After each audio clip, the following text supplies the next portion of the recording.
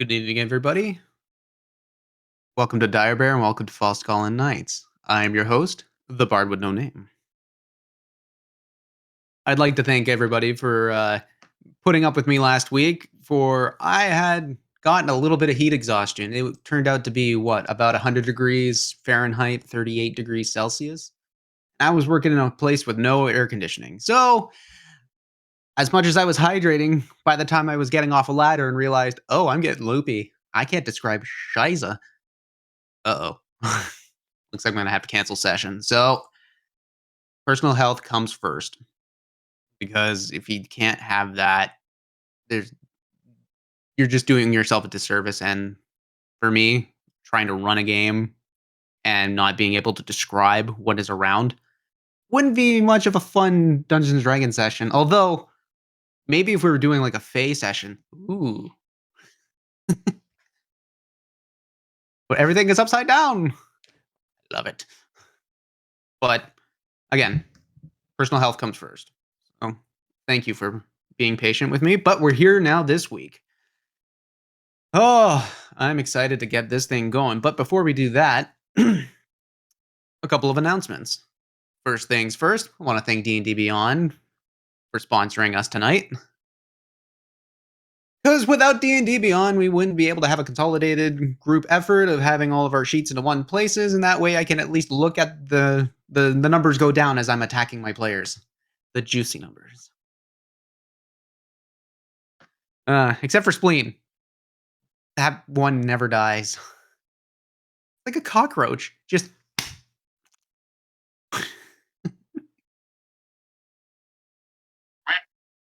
oh, we got a quack. What was that?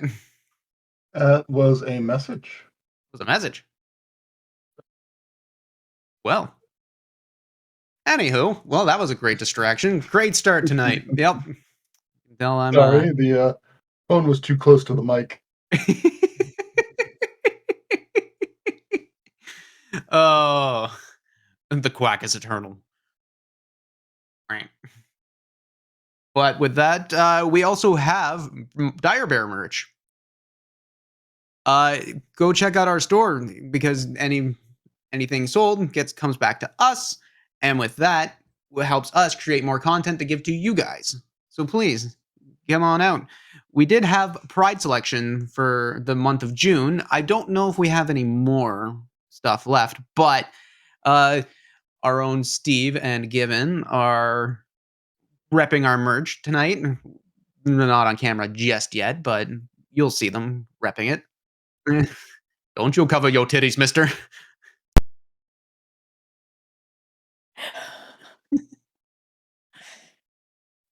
Ooga.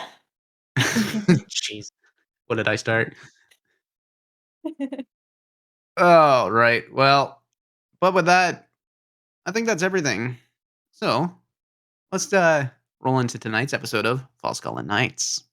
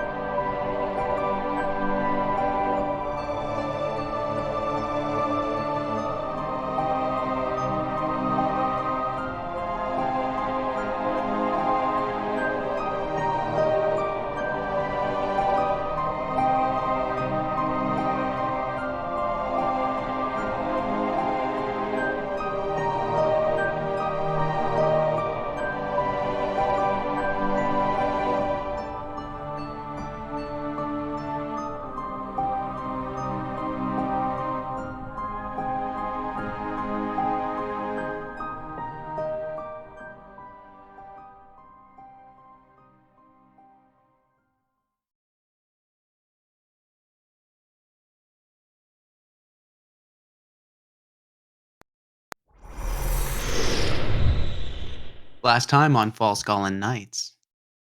Spending their days trying to forward information gathering, Team Them collectively and individually work together for the greater goal of planning an ambush during the Harvest Festival that is coming up Yimmer was looking for information from mushroom trading.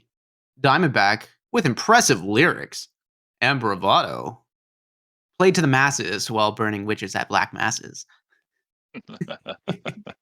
I aim to please. But Spleen, with some very great roles of inspiration, training the guard captains and sergeants of Menestad on how to fight elementals. You're welcome, Traz. You're welcome. Because all the war pigs do have the power. Sorry. Oh, Lord, yeah. There we go. I had to Damn say it! Ah, bud!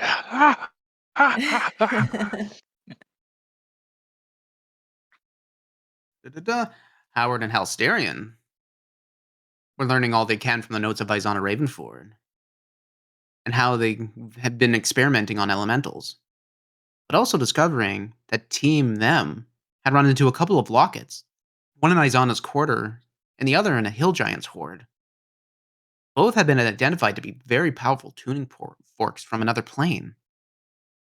With many mysteries in this world and a harvest festival only half a week away, each member of the group is spending their time to understand their enemy and possibly formulate a plan that'll bring down the cult of Lai Sharas. You've got to have a week, my friends. What is it that you're doing? It's the morning of the middle of the week. It's a cloudy day. It looks like it's going to rain. It's not exactly pleasant. But standard affair, a lot of the people in Castle Menestad are up and walking around, getting the faculties up and ready to go. Food is cooking in the kitchens. The guards are walking the patrol paths. And you are in your rooms.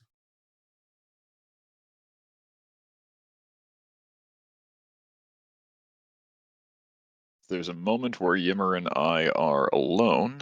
I believe we have some things to discuss. I may or may not know what you're talking about.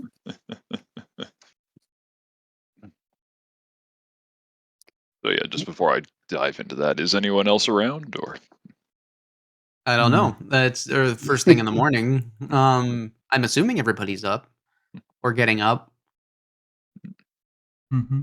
Yeah, I'm already up. I'm probably already working my way out. You have early morning training while it's still cool. Sun comes out. We have received a party boon. Got a party boon. Nice. Right on. Great. Now I got a rule for it.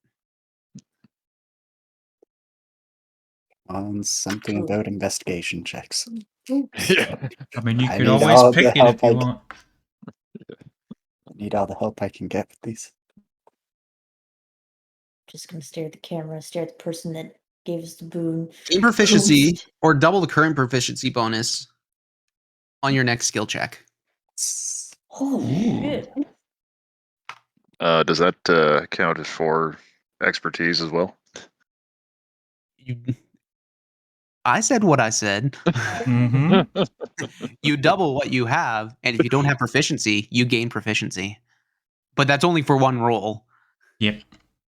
Can we choose it, or is it just the next one? The next one. Oh.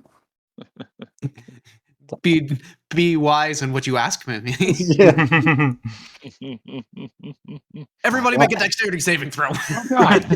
Yeah. I want to do a backflip. I remember that roll. I'm probably gonna go out with Spleen today instead of to the library. The library? Okay. I'll let Hal know beforehand. Okay. So Spleen and Howard are leaving. So you guys are just up and gone? Yeah, if she's heading out, I'll follow her. Alrighty. I'm That's the case. leaving. That leaves Halsterian. Well, I was wondering if perhaps I can use some time to gather some materials and add a ritual to my book. Uh, I was looking at the possibility, perhaps, of forbiddance, Did which seems like it could be fairly useful. I could believe that. What does it say for the timing on doing all that for your books? For adding a spell, I believe it just works the same as adding a spell to a normal wizard's book. Let me Oh, see. so the Yeah. time material components. Yeah. Yeah, it's like 50 gold per spell level and 2 hours per spell level. Okay. Yeah. And so if it's just a level 1 thing, you take your time, and for someone who doesn't normally have any of the materials needed to copy a spell into a book, you're probably going to need to go find some chalk, some ink, and some good paper. Well, you've got the paper, but at least the ink to do it. Oh, hold that thought, actually. This is beyond my purview currently. Yes, it was more powerful than I had originally anticipated. My apologies. You hear in the back of your head, Lord Valtris, I didn't say the magic word, I know. Please, damn it.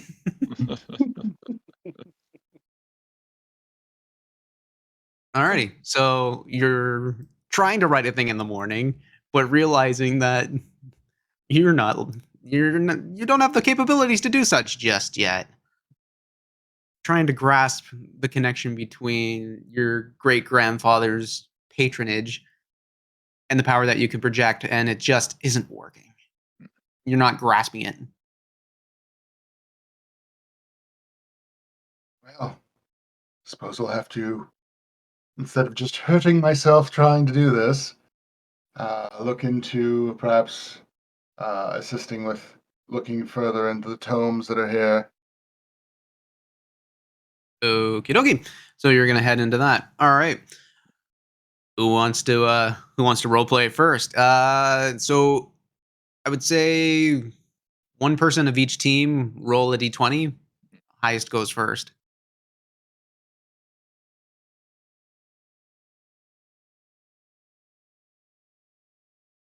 Oh, Got a shit. natural one. All right. Well, okay. So House Daring got a natural one. 20. Natural 20. Mm-hmm. You're coming Oh, real quiet. Hold on. Let me Am just I? boost you up. Well, I've you're also fine on got my you at end. 112%. Let me just Okay. boost you up. All right. Do that. But natural 20 for you and Diamondback. 16. 16.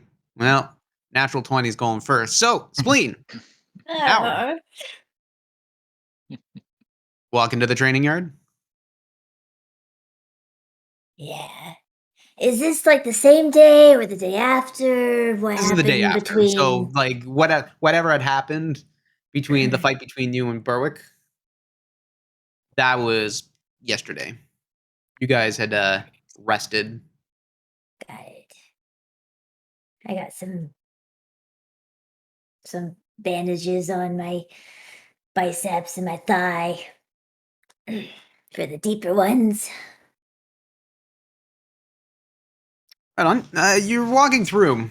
You're walking through Castle Menestad using the same route and everything. You eventually make it to the courtyard that overlooks the city, and you notice that the guard captains and the sergeants are there.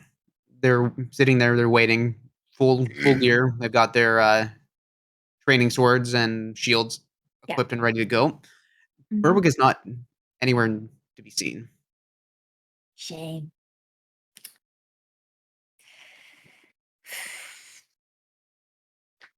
One of the sergeants comes up. Ma'am, do we have what are our orders today? What are we doing?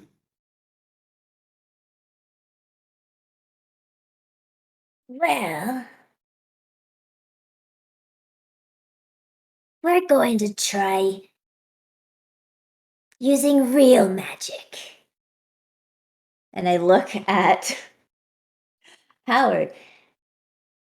Just for today. I know you came here to learn, but actually it's gonna be good because they're gonna try to hit you.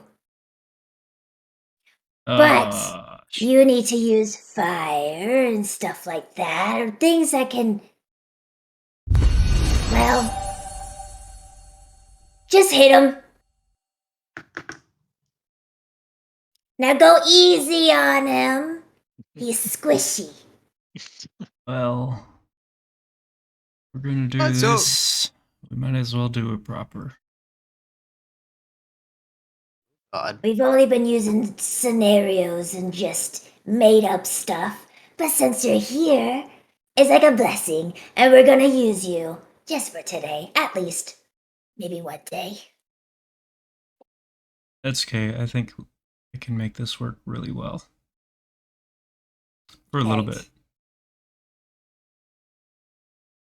bit. So the sergeant goes back into the lineup, and they're waiting for what is going to happen. Like what exactly they want to do. Howard, what do you got? Well, I can only do this a short time today. A few times. But first thing we're gonna do, as you're coming at me, you're gonna experience what spleen has felt firsthand. And I'm gonna cast Fire Shield on myself. Alrighty. So, so now you're just like egging them on. What are you egging them on to try and come in and attack you? Yeah. I'll Brother? sling cantrips at them here and there, but the big point for at least the next 10 minutes is anytime they hit me, there's a burst of fire that hits them. Okay, we're gonna do that. Spleen. Any other commands on top of that, or is the instructions as followed? Keep going. Thinking.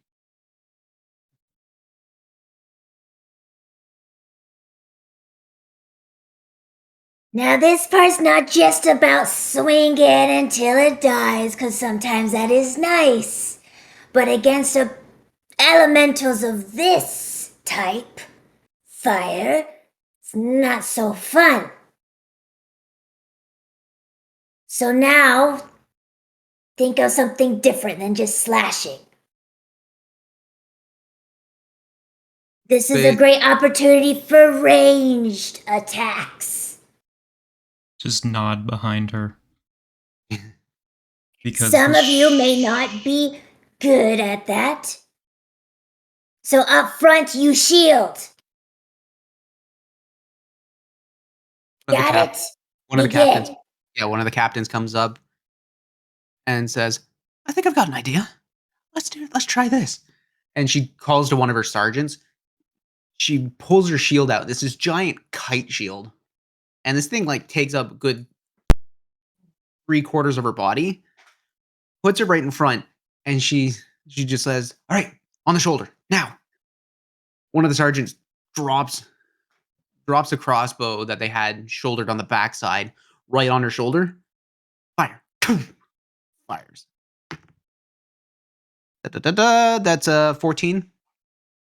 that will be deflected. That'll be deflected. Mhm. The crossbow bolt comes right at you, but you can see it coming from a mile away. You lift your shield up, and I would assume that would. Well, actually, it misses. Misses. It also doesn't trigger Fire Shield because it only works on melee. Which Really? I will reinstate to them. That's a good idea. Doesn't trigger if you're far away. So the sergeant clusterings and pairings start coming up together, and we're just gonna jump ahead to the next, because nobody wants to see a training montage where it's not the actual players. Yeah. We're gonna do a montage. NPC montage. Montage. I will say I would have them try and see if they can do the same thing with longer weapons that have reach capability, Mhm. and see if the person in front with the larger shield can manage to deflect most of the heat. Yeah. So before we switch the next grouping, Spleen, I'd like to give you, I'd like for you to make a. I don't know if I want to make this a performance check or persuasion, because you're telling these people what to do and you're training them. Unless you can give me a good reason for another role. Both are fine. Remember, you have proficiency in this one in one of these Oh, skill checks. that's Mhm. right. Thank you for reminding me because I would have completely. So that would add my proficiency bonus. Okay, so I did persuasion last time for the speech. Yep.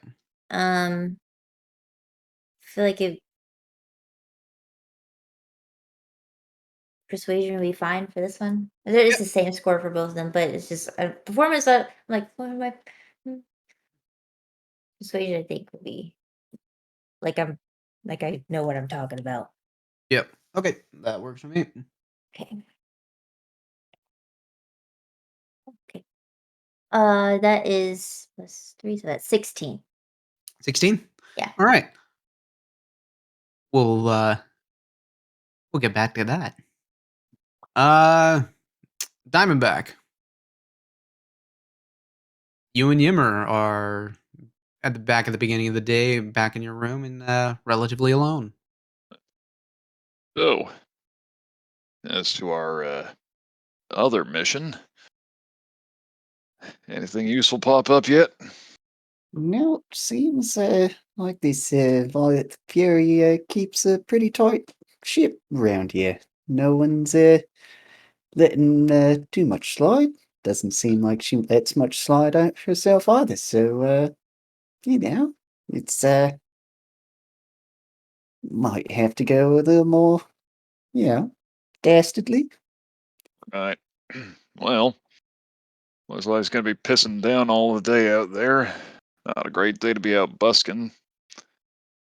Think it's Yeah, worth taking Caiaphas out for a spin, see what he can find out. probably not a bad idea. All right. So actually make a point of not putting on my armor. And I get myself dressed up in a set of very fine clothes, a kind of like long green frock coat, um, sort of with a hood where the collar is kind of like out of Assassin's Creed almost. Um, some well-to-do boots, fine breeches, and a nice sort of tailored shirt with a waistcoat. Um, as long as I am on the premises of the castle, I'm going to keep the bracers that have the the symbol visible. But I am going to dig into my disguise kit and try to make myself look like somebody else. Alrighty. Guys, okay. I guess that would be a performance check Right on. because you're trying to. Yeah, because you're trying to do that. You've got the proficiency with the disguise kit. Yeah.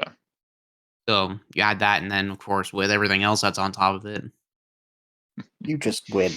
Yeah, I was gonna say I like was if you, gonna if I don't see a 40 here tonight, I'm gonna flip my table.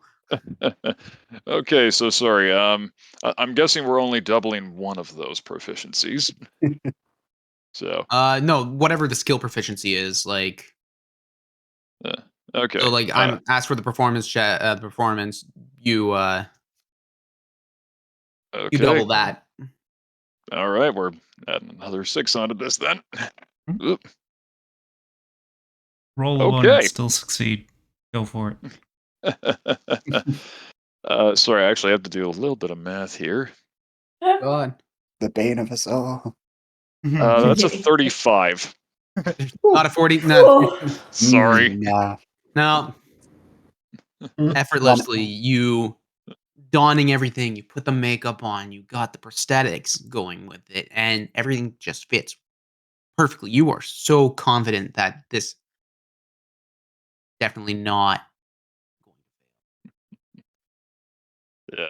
So basically, I put on a sort of fake goatee that meshes with the sideburns to kind of change the profile of my face. I put on a prosthetic nose that's a little more hooked, and actually some prosthetics that add a little more extension to my ears. Take out the ponytail and let my hair kind of drape around the shoulders, JT style. Um, and you notice that Diamondback's gait also like kind of changes, the way he carries himself changes, and he puts on a bit of a sneer and kind of looks over to Yimmer and goes, "Well, how do I look?" Hmm, wouldn't think it was you in a million years. "Splendid. Now, would you like to accompany me on this little gathering session, or Yeah, stay here and see what you can find?" well, depends on how much attention you want to draw to yourself. I could go a little low key if you want a little more pomp. I could definitely bring some pizzazz to match your own. Uh, it's kind of up to you. I could go poking around in the lower bits of this place. That's kind of where I haven't been yet. But yeah, I'm easy today. Well, I think, as per usual, Caiaphas should endeavor not to draw too much attention to himself. If you are to accompany me, it could best be to stick to the shadows. Hmm, However, you do make a good point of poking around the lower areas of this place, so I feel confident enough in my abilities that I don't think I'll be in too much danger in this form. Well, I'll say, when you talk to me in that voice, I think things I did not think I would think. Thank you. I get that a lot, and I'm happy to provide it. Oh, and he just kind of, Yimmer's mm. my spirit animal right now. The chat is very hard to maintain a straight face right now. I think I'm gonna go cool off in lower lower places. I think. Whew, really. Very Uh, well, darling. My cheeks oh hurt. my. Well, best of luck to you, and don't break too many odds. Try not to. Good luck. You Ow. know, will just kind of make his way towards kind of the lower areas of the place. of Castle Menestad or Yeah. out in on or out in I would start in, or Yimmer would start in Castle Menestad. See what secrets are held in the lower quarters here. for a person who hasn't make an investigation check. Excellent. I was hoping that would be the first one. You Oh dear lord. were very precise with your wording. You got a one, didn't you? Hmm, Three. Oh dear buddy. lord. Oh, Oh, okay, well that's 9 then, I guess if we're doing that double. This makes me feel a little better about failing. So For a guy. so distracted by that sultry tone. Typhus has that effect on many people. Everybody's just like, "Ah, he's hot. Ah." Oh no, he's hot. All right. Yimmer, you're still getting used to the castle layout. You're pretty sure where everything should be, but you haven't figured it out yet. You keep walking around and you think, oh, maybe it's over here. And you're not finding anything or finding any of the telltale signs of any sort of like secret passage or anything that goes along with that.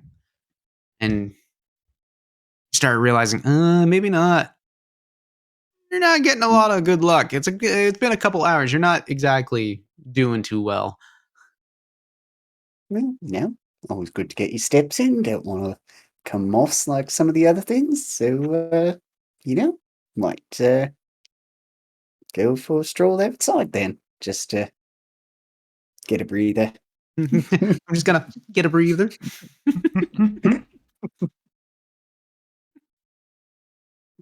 As Yimmer shimmies out the front in front of the castle doors. It's a real chilly day. It's one of those autumn days where it's like, yeah, it's gonna rain, it's gonna suck, and the cold's gonna get right into you. These are my favorite. Yep. All sorts of things start growing now. But with that, where do you think you want to go? Uh, would probably go to the area that has not been hit or attacked. Oh, Um, okay, so Noon like, Square. Or not Noon Square, sorry, Meads Meadows. yeah, just start kind of poking around there, seeing, looking for telltale signs of kind of underground networks, uh, kind of thieves can't kind of stuff. Okay. So you're walking around and Meads Meadows is very much not like run down, but it's very like Western style where not a lot of the roads are paved. It's very mud or very well worn dirt. And so walking around, a lot of the buildings are still brick. Brick, some of them turn into more wooden and some are straw, but it's generally you walk around a lot of the major distribution points. I'd like for you to make another investigation check, please. Not that one. Come on, number two. The Outriker of my dice. Oh, well, that's a 15. 15? All right.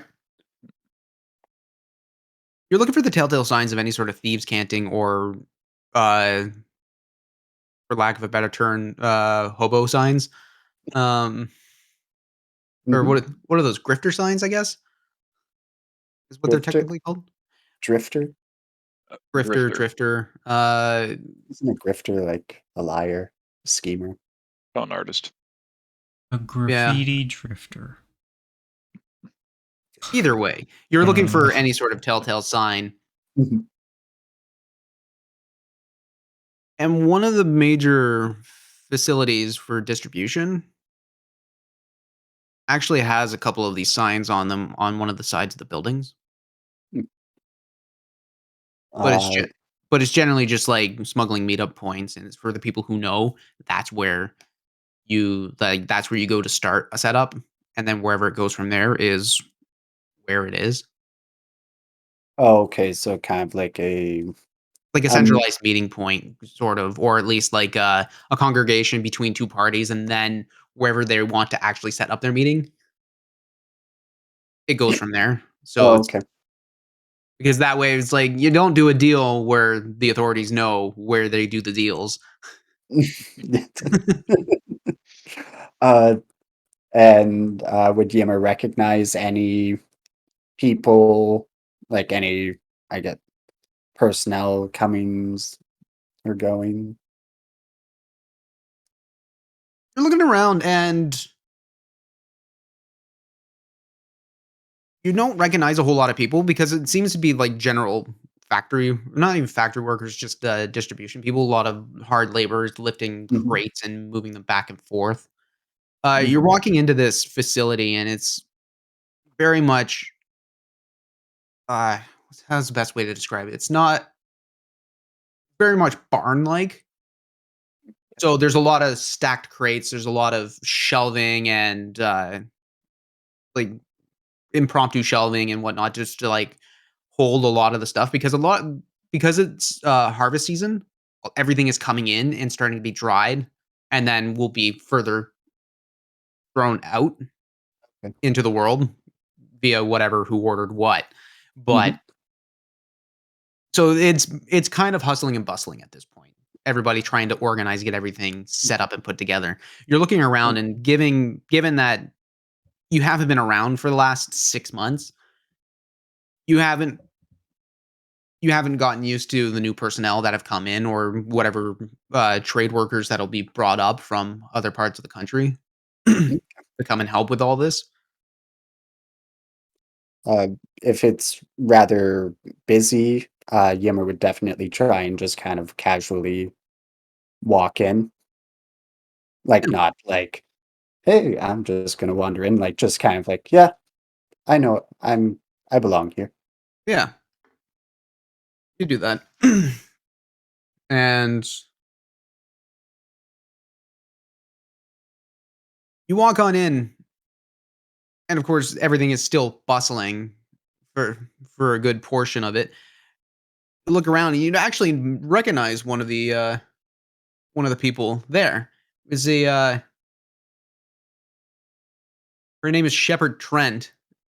It's a very sinewy woman, small framed, and a large attitude that walks with this small frame.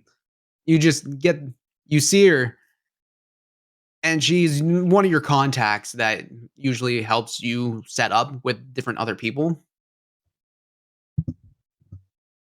She hasn't one recognized you or even noticed that you've been here. She's been kind of been shouting orders at a bunch of different people, just getting things done. One of the workers is holding a crate, trips and breaks the crate with it. You just see her reaming that person right out. It's just this lizard folk person. And as soon as he gets up and walks away, she turns around. Yimmer. "Hello, how are you doing? It's been a while." Yeah, it has been a while. Where have you been? "Oh, out in the wilderness, poking things that shouldn't be poked. The usual." At this point, I should always know not to ask you questions. "Hmm, hear a But few if you're crazy here, that stories." means you're looking for something. "Eh, uh, might be something, someone, whichever one comes first." Hmm. Well, then what is it?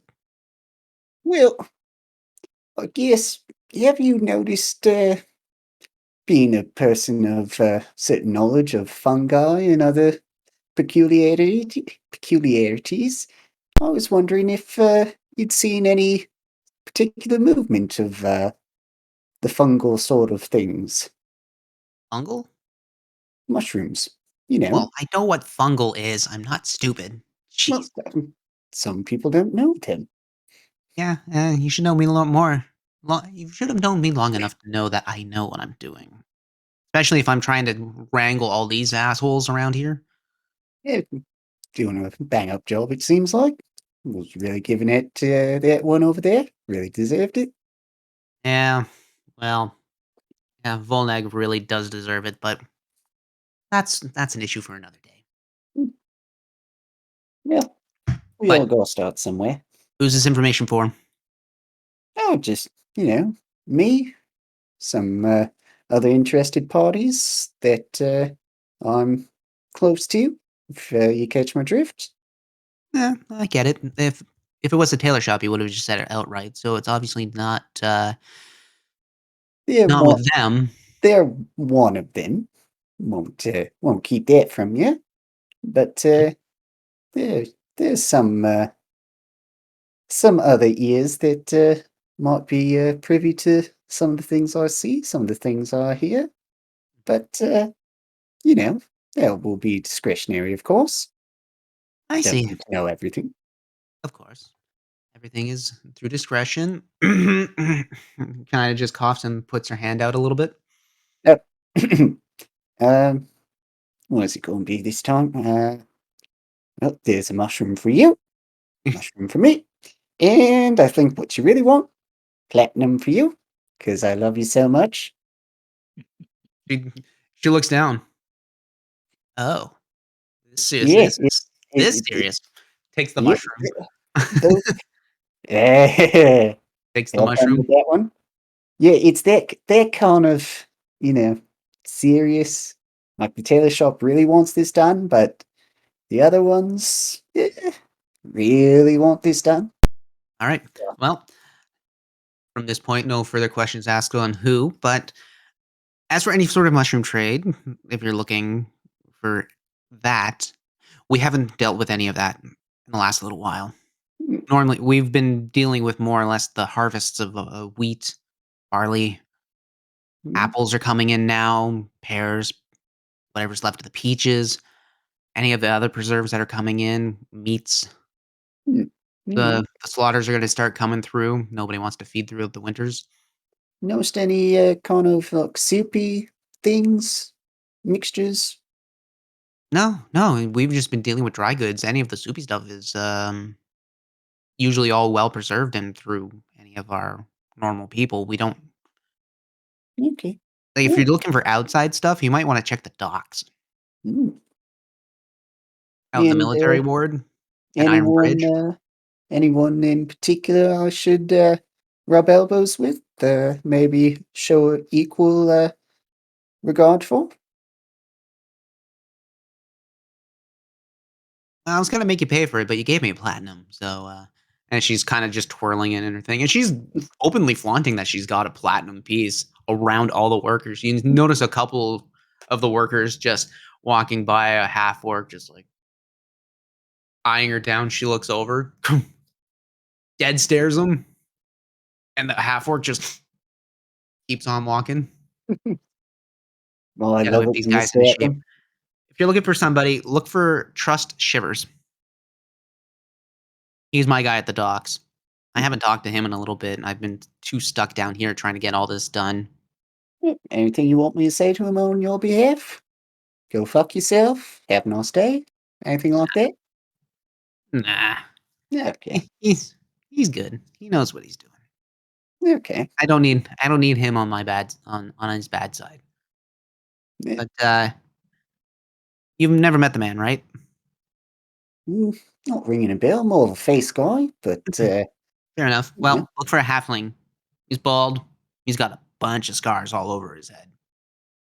Hmm, people really should learn to He is dodge. not hard to miss.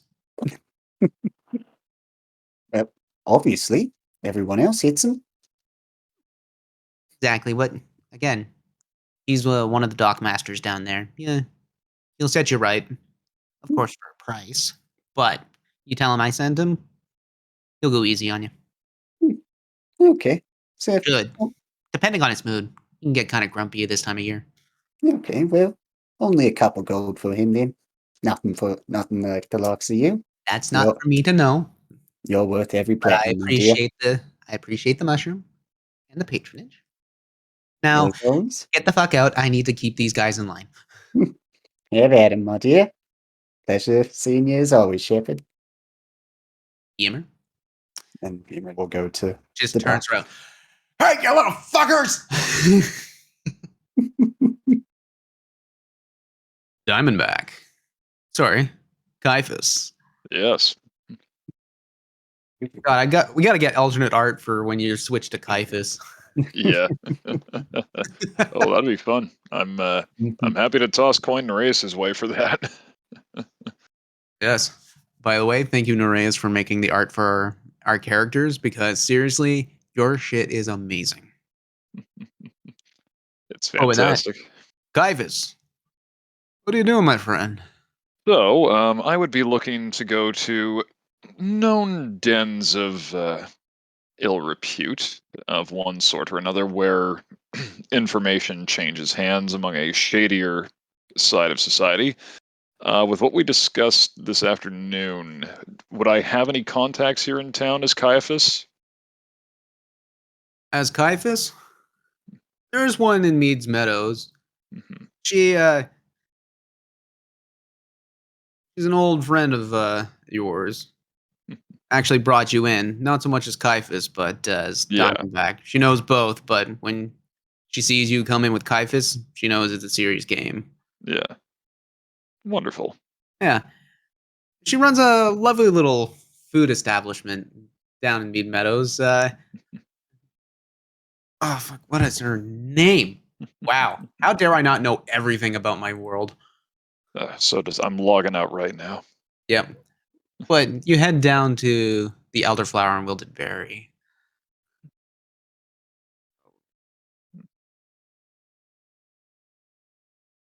Yeah. Dorelia Yos. That's her name. Aurelia. Yeah. Very good.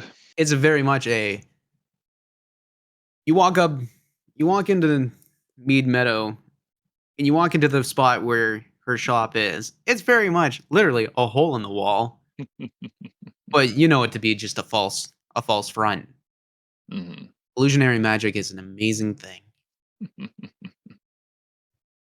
You push your hand right through, you walk right on in, and what you see is a beautiful, well lit tavern. Hmm. Oak flooring, nice and neatly polished. Bronze handrails everywhere, just standing room going on, stand up tables. One giant bar line right at the back. But this has changed since the last time because every time you go into the Elderflower, everything changes. Every day is different in that place. You walk in, you see this this female elf. She looks to be like actually starting to age. So you know she's been around for a while. She looks at you. Ah, but damn. Typhus, how you doing, darling? Oh, I am thriving as always. Aurelia, how are you, my dear? Well, busy as usual. I Hmm. just love making food for everybody that likes to come on in and give them a little bit of sugar. But if you're coming in looking like this, well, darling, you're looking for something. Come, sit down. Uh, Thank you. at this time of day, there isn't really anybody in, just the one barfly that kind of just likes to day drink, even though he's supposed to be working. But Yeah, he seems to be into his cups already and not paying too much attention.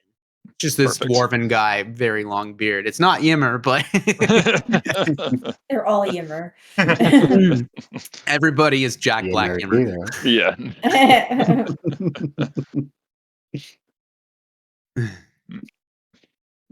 Well, Well, my dear, I shall cut straight to the point. I require information that is going to be rather difficult to obtain and requires a great deal of delicacy and discretion. delicacy is my middle name. Mhm. I know. And I also pull out a piece of platinum and slide it over to her. I Oh, am willing to open my purse a little wider than usual for the results. darling, you are either playing with some very dangerous people, or you're very serious at getting right to the point. Normally, you're usually good with your dickering, but if you're going straight out the gate like this, Well, ooh, dangerous it could be, if handled incorrectly. I know you to be a discreet sort. I require information that could allow me to, if necessary, blackmail Violet Fury. you say it as you say that, her eyes open wide. Who put you onto this? Well, as I said, I value discretion.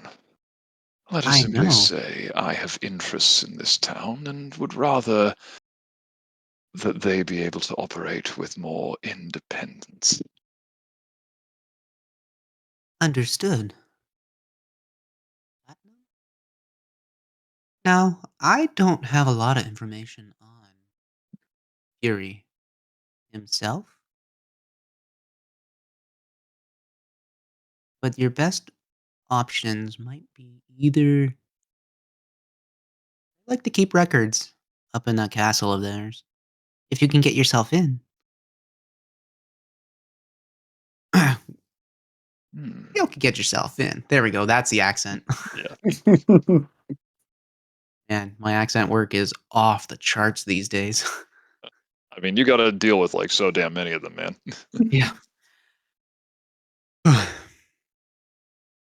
Hmm. If you can get yourself into that castle, honey, well, I know there's a records keeping place just inside that library. Oh, Either that, delightful. or you could talk to one of his old war buddies. Hmm. Well, both are valid options. I have contacts in touch with various individuals within the castle. From what they have heard, I do not believe the war buddies would be willing to spill anything I could use but these records. You're delightful as always, my dear. Of course, darling. Well, Oh, you ain't and leaving without a drink. of course not. Good, good, because And you're buying. of course. Hey, And I actually slide another platinum across the table and go, and as is our usual arrangement, this conversation never happened. I don't know what you're talking about, darling. Turns around, grabs this like burgundy colored bottle, and it is wide right at the bottom, and Oh, flouted right up at the top. Sets it down, pops a cork, takes a sniff. What do you think of this? You take a you take a hit. You take a hit, and Oh, it's one of those. yeah. the smell of sweetness comes right up, and you get the hints of pure apple, lots of Yeah. sugar, but the fermentation process, the way it was done, it was like it smells like a whiskey, but comes out with the palate of a brandy. Well, I really am treating today, aren't I? Oh, you know it, darling. And she pours pours like a little 3-ounce glass for her and a 3-ounce glass for you. Hmm. Cheers. Doing bad for the right reasons. Of course, darling. Clinks your glass and takes it back. The flavor palette on it is absolutely amazing.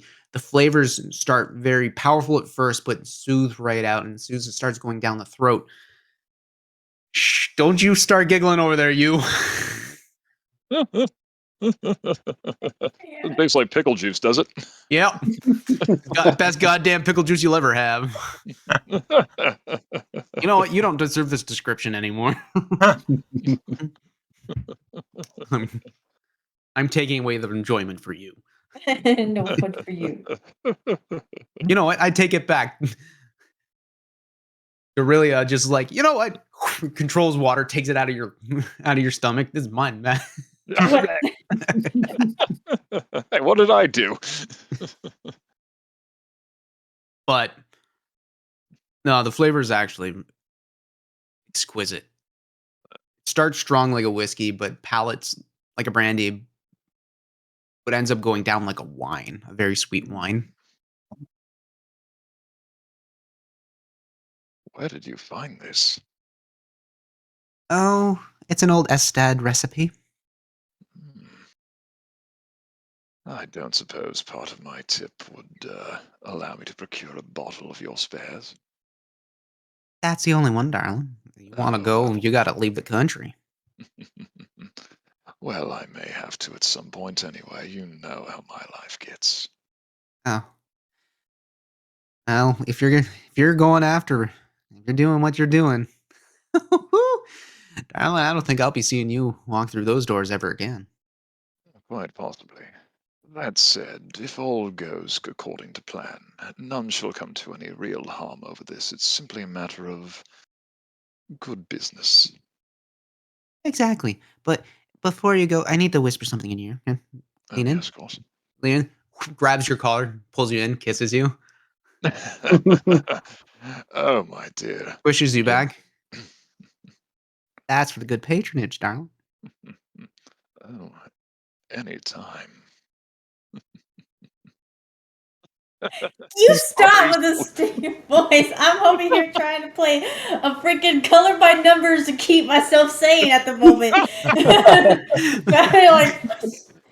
Damn. And if On the anybody wants numbers. Caiaphas to do their outgoing phone message, my rates are. No. Alan, there's no soliciting on this channel. Alsterian. What are you up to?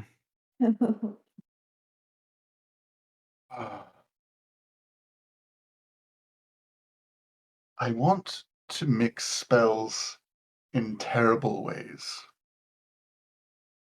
Mix spells in terrible ways. Yes, and Yes. I'm rubbing off on him. well, I may not have borrowed the bag of devouring when everyone was asleep.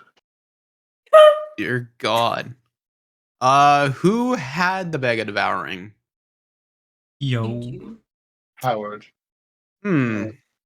How how close under wraps do you usually keep that on you, or is it just one of those you kind of throw it in the corner because they're your team? Since it's inside out, probably just on the opposite side of the bed from wherever Spleen's bed is, but otherwise just kind of like hanging off the bed posts. Al, I'd like for you. Actually, Howard, what is your natural wisdom or natural perception? My passive is 13. Your passive's 13. Okay. Mhm. Howard or Halsterian, make a sleight of hand check. Remember, this is double. You've got the proficiency for it. Right. Very good. Because I will need it.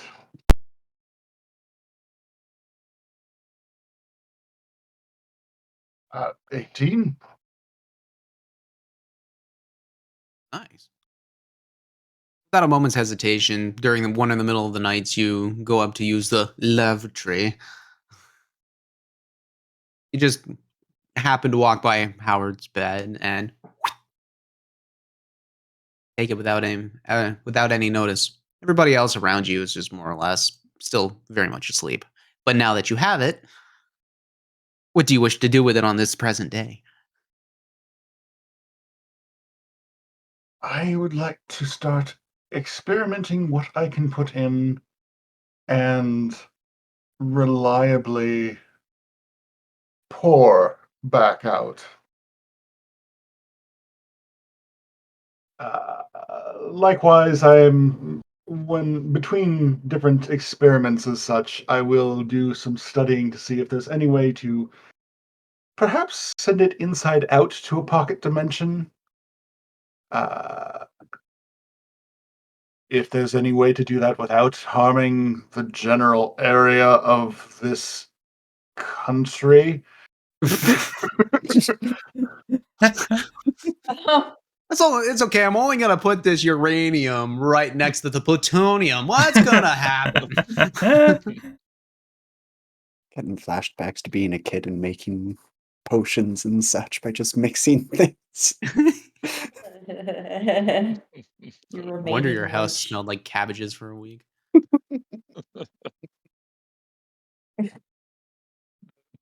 All right, so okay, so fuck, how do I even start this?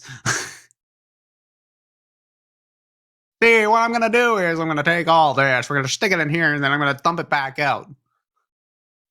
Honestly, if you just want to make me do a couple of Arcana checks and then say, no, you can't, I get it. You know what? Just save the rolls. No. No, I'm not going to do that. Let me just read the Bag of Devouring quickly for a second here. I need to. Sure.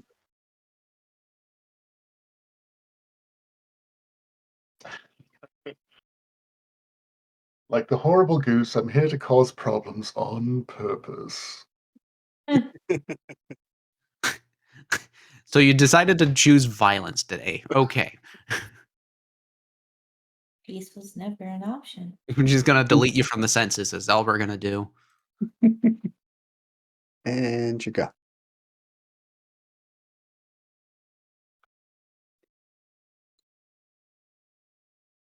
Okay. So you're gonna start by putting a bunch of things into the bag.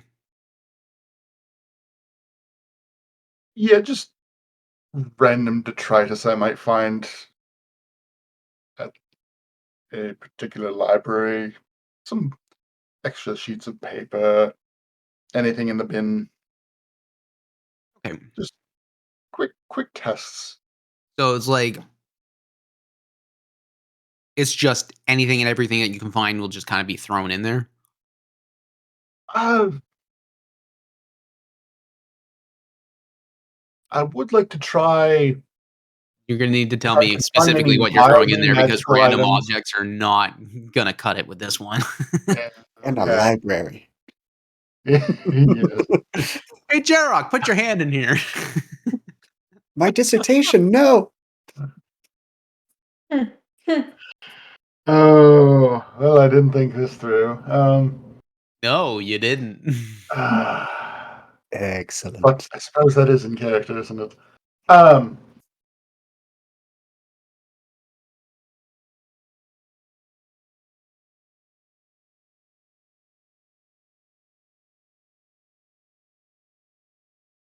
Actually, I'm just gonna make you do an Arcana check. Just simplify and simplify this whole process. I had a plan, and it wasn't a very thought out plan. That's like D&D in general. Yep. No, this is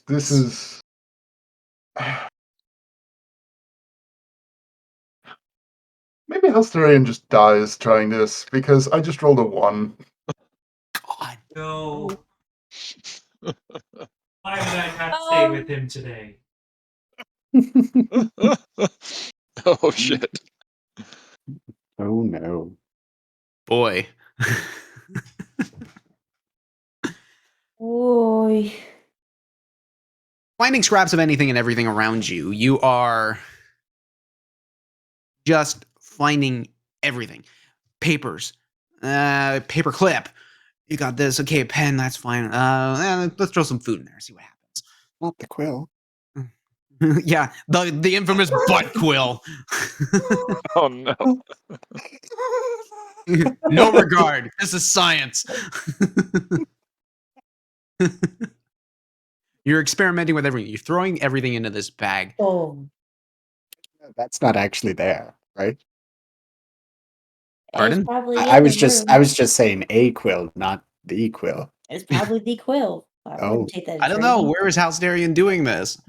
Oh, at That the was- library, not in a room. No. Okay, so Yeah. the butt quill is safe. Yeah, that's what I was like. Wait, there was more?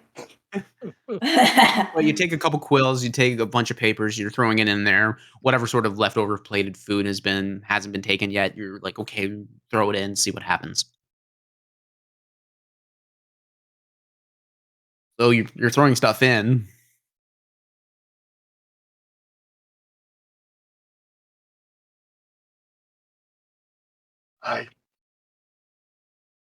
I want to see if there's a way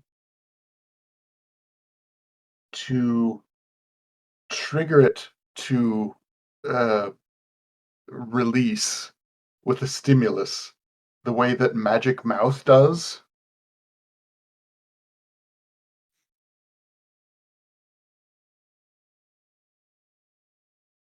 So, okay, so if you're trying to stimulate the bag, what are you stimulating it with?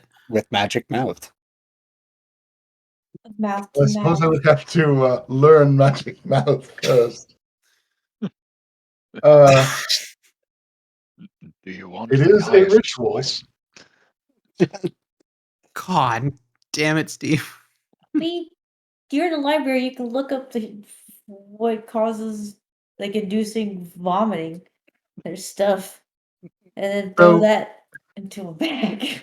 Okay, so for a little bit of context, Magic Mouth makes an object appear to have a mouth, sending a message at a predetermined time, or rather, at a time that has a circumstance that triggers it. That can be as vague or as specific as you want. Uh, it essentially is just delivering a message, and rather than do that, I would love to see if there's a way to basically make this a projectile or area of effect item Projectile vomit. when there is a particular circumstance, which is preferably when it is in the presence of magical gauntlets.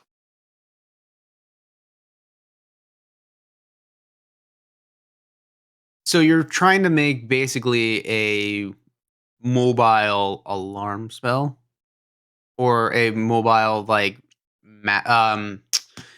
Semi-note. so you're basically trying to put locate object on a bag of devouring, and therefore when it triggers, it spews whatever items are in it. Yes, it's like a. I think you were more correct with alarm than locate object. Although no, I think you're. It's like you're Basically trying to locate create object. both the Yeah. spells, pretty much. It's like a Trying to cast security 3 spells guard. at once is really what it boils down to, isn't it? Yeah. Like a proximity thing. Okay, Well, I'm make not going to be a doing much with this one, so so you have a bag of devouring that's full of like miscellaneous stuff. Yay.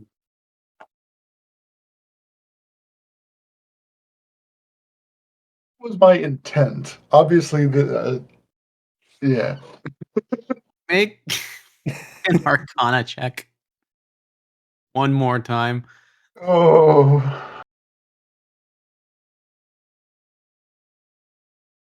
Uh-oh. I don't know how this happens. No. Oh no. It's a 20. Oh! Net 20. Oh gosh! From Wow. the dance So, of failure. plus my 5, it's a total of 25. Oh my god. You realize what you're trying to do, and you're trying to go at it from a completely weird way. Just I would say obscure, but that's not the right word. My words are not coming to Goose, me. perhaps. Yeah, Convoluted. you're coming at it from a really obscure angle, just figuring out like that's how to create one thing to cascade into another thing to go into that. Coming to the realization, that's not how that works. If you were going to try, as much as you're trying to do something, doing it within this way will not net what you need to yield. You're not going to be able to do this way.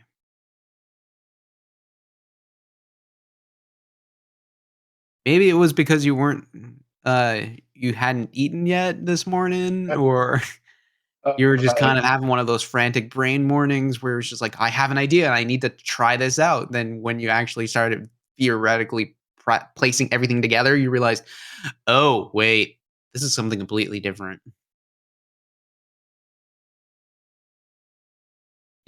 You spend a good couple hours figuring this out, trying to figure this out. As you do that, you see Flemish come right up. And what are you doing?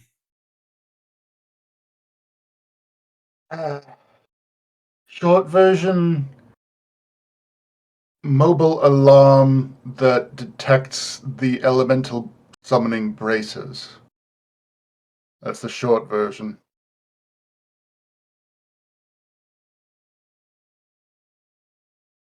What's What's the the long version?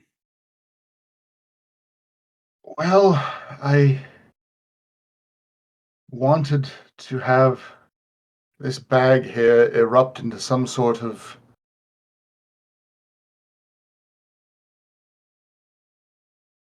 it doesn't have to shoot out like a catapult or anything, but I wanted it to uh, make us very aware of when we were in the proximity of one of the cultists by having the magic pour out of it at the right time.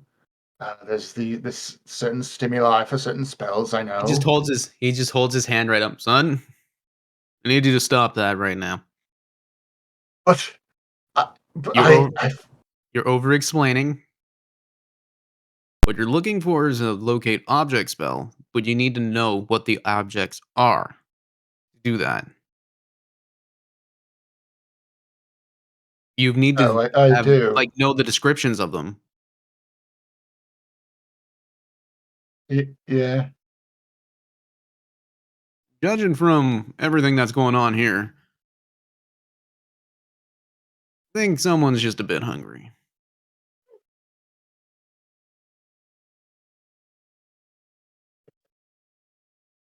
Go get yourself So something to eat close. and come back to me. All right? When you do, we're going to get back to researching. Yes, sir. Good. He turns around, walks back to Elris.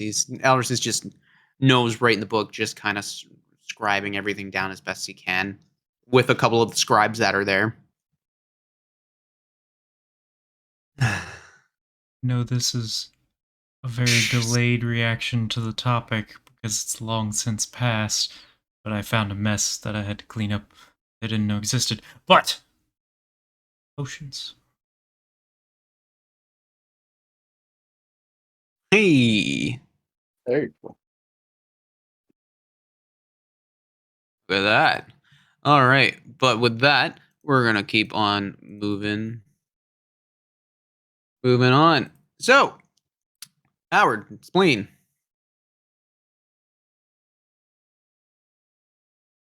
Half the day, good 3/4 of the day has gone by, and you're working these guys hard.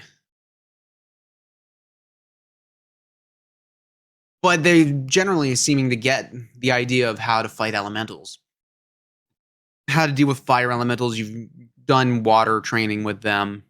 Earth will be tomorrow, but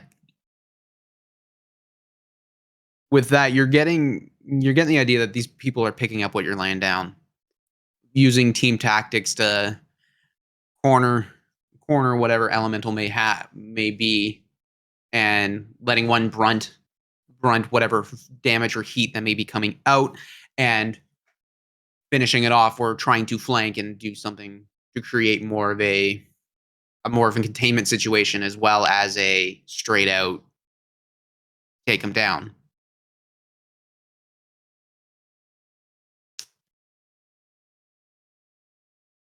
You're watching ahead. You feel a presence behind you. You're out on one of the courtyards. You're kind of just overlooking the city as it's coming cresting into the afternoon. It's still very cloudy and very cold, but you're kind of used to it, given from from Eastern Falskallan. It's generally colder out there.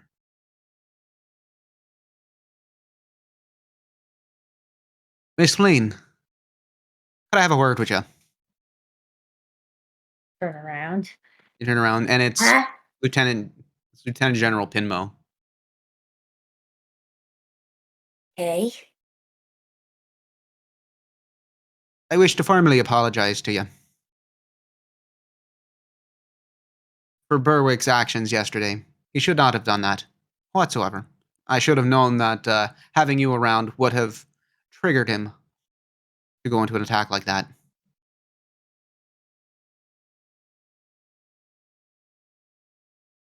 Was he just got a huge ego? Doesn't like taking orders? from an outsider or something? What was Ah. with that? He's always been a headstrong lad. Always rushing headfirst into things like that, but no. He just has a quick temper when it especially comes to goblins. You should see him and Gelbin go at it. Jeez. That's a fucking hell and a half. Oh, I see it. It's this story. Got it. What's new? Everybody was affected by the war one way or another. Berwick was one of them. Has a quick temperament when it comes to, well, for lack of a better term, your folk, but Not my folk. yeah. But once again, like I said, I'm coming here to apologize for him.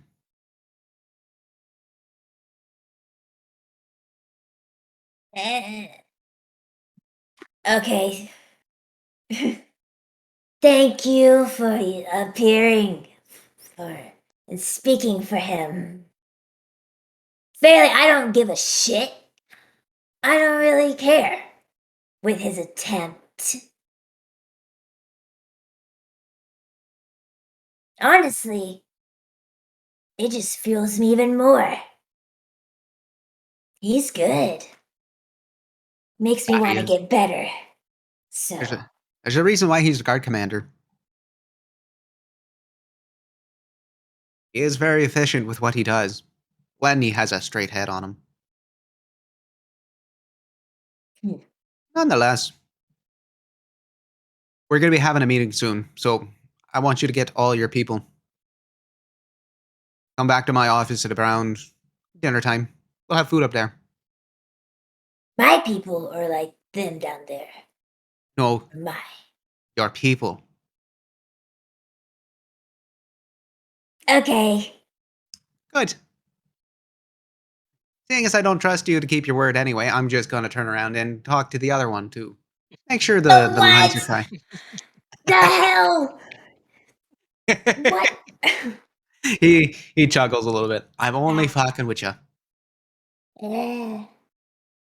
Whatever. I'm gonna get them, and I'm gonna show you that I can. You don't even have to tell him. Even Come better. on. He rears Daisy up as he turns around and starts heading down one of the stairs. Yeah. No trust. No trust. What am I? Crazy? Well, actually, not answer that question. I'm gonna walk away.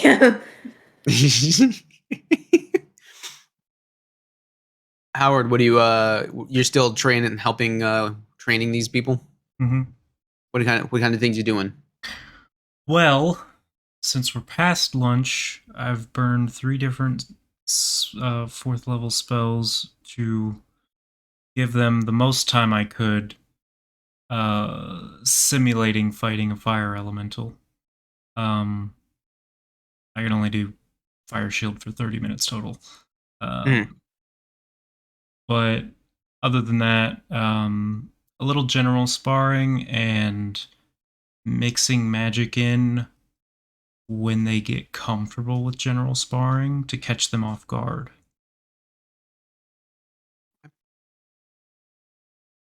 And so you're training it. One for you to make. I don't know how to. It's like, is it performance for inspiring, or is it persuasion to try and train and teach them, or is it athletics and acrobatics because you're trying to teach them to do that? Actually, you know what? Roll the die. That's nice. Okay. So you're doing all this up. You're switching up your styles as you're going and figuring out, like, okay, these guys are starting to get comfortable. They're picking up all these new techniques rather quickly. It's nice to see that they're retaining some information quite well. And like, okay, what are we going to do? Switch it up. throw a couple cantrips here and there, magic missile here just to like throw them for a loop. And generally you're getting the idea that okay, they're running pretty good, but you're seeing that they're kind of getting tired. Extensive training for as long as you guys have been pushing them is pretty hard. It's roughly what time now? It's about the middle of the afternoon. Okay. Gonna, pull to a halt, breathing a little heavily myself. Alright, guys. Spleen, it might be time for you to take over. Little spent. I don't have a whole lot other than cantrips left for you guys today. Perfect. That means you're staying. So now it's time for Shit. your little lesson. When you're out of shit, what do you do? Use my sword. Exactly, silly. Fuck. Shield up. Oh boy. I'll spar with him. You'll spar with Howie. Yeah. Learn some upfront combat when you're out of stuff. Everybody, roll for initiative. Oh boy. Not everybody, but Unless Howard and Spleen. That's a 15. Nope. I have advantage on this. 13. Yeah. 10. 10? Right on. Howard, you take the initiative on this one. Oh, that's good, because I'm gonna need it. Well, we know what I'm doing. Swinging the sword. So as Spleen starts saying this whole thing, you see that the sergeants and the captains start circling around and basically making it like a fighting pit. And you guys Exactly. get centered onto onto the fighting pit. So Howard, you guys are circling each other, kind of just going in. You understand how Spleen naturally works, so you're like, okay, I know how she's gonna come in, but ferocity is gonna be the next thing in your brain. Like, how is that gonna happen? What do you do? Well, I'm swinging the sword. Try and, get a hit in before she starts wailing on me. And that's a 17 to hit. 17 to hit. See, Right on. That misses. Fuck. Wait, what?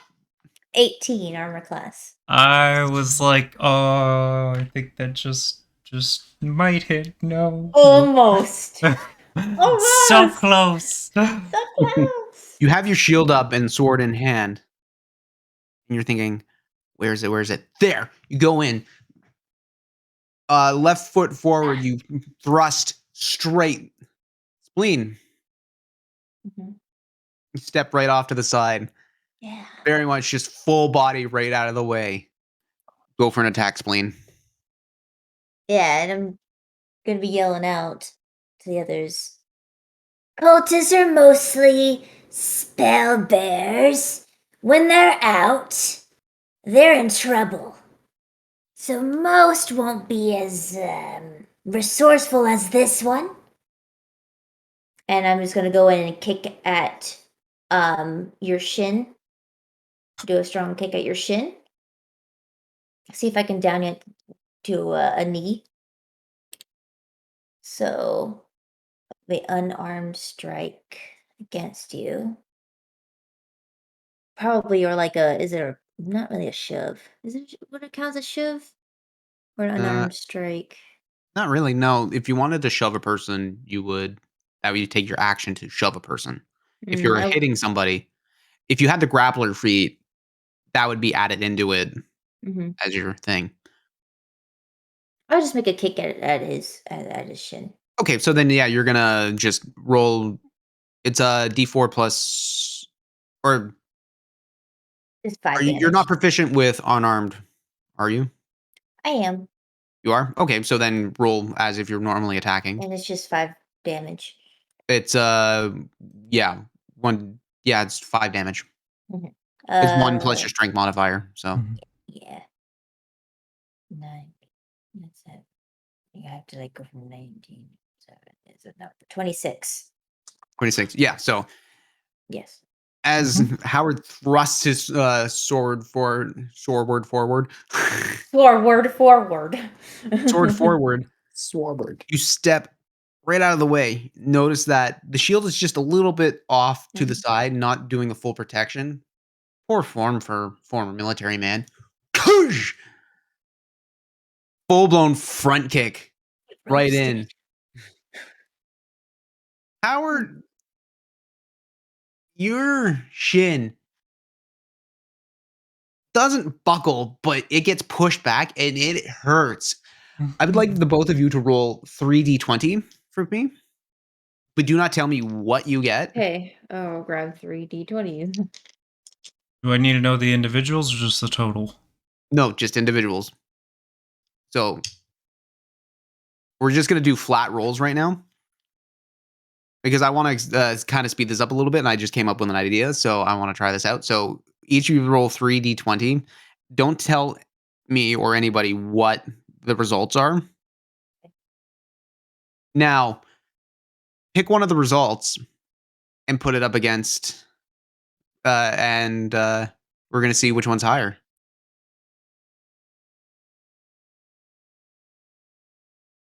Okay. So when you guys are ready to say your numbers, just I'll count 3, 2, 1, and then you guys say it. All right? Hey. Got it? Yeah. 3, 2, 1. What'd you get? 15. 16.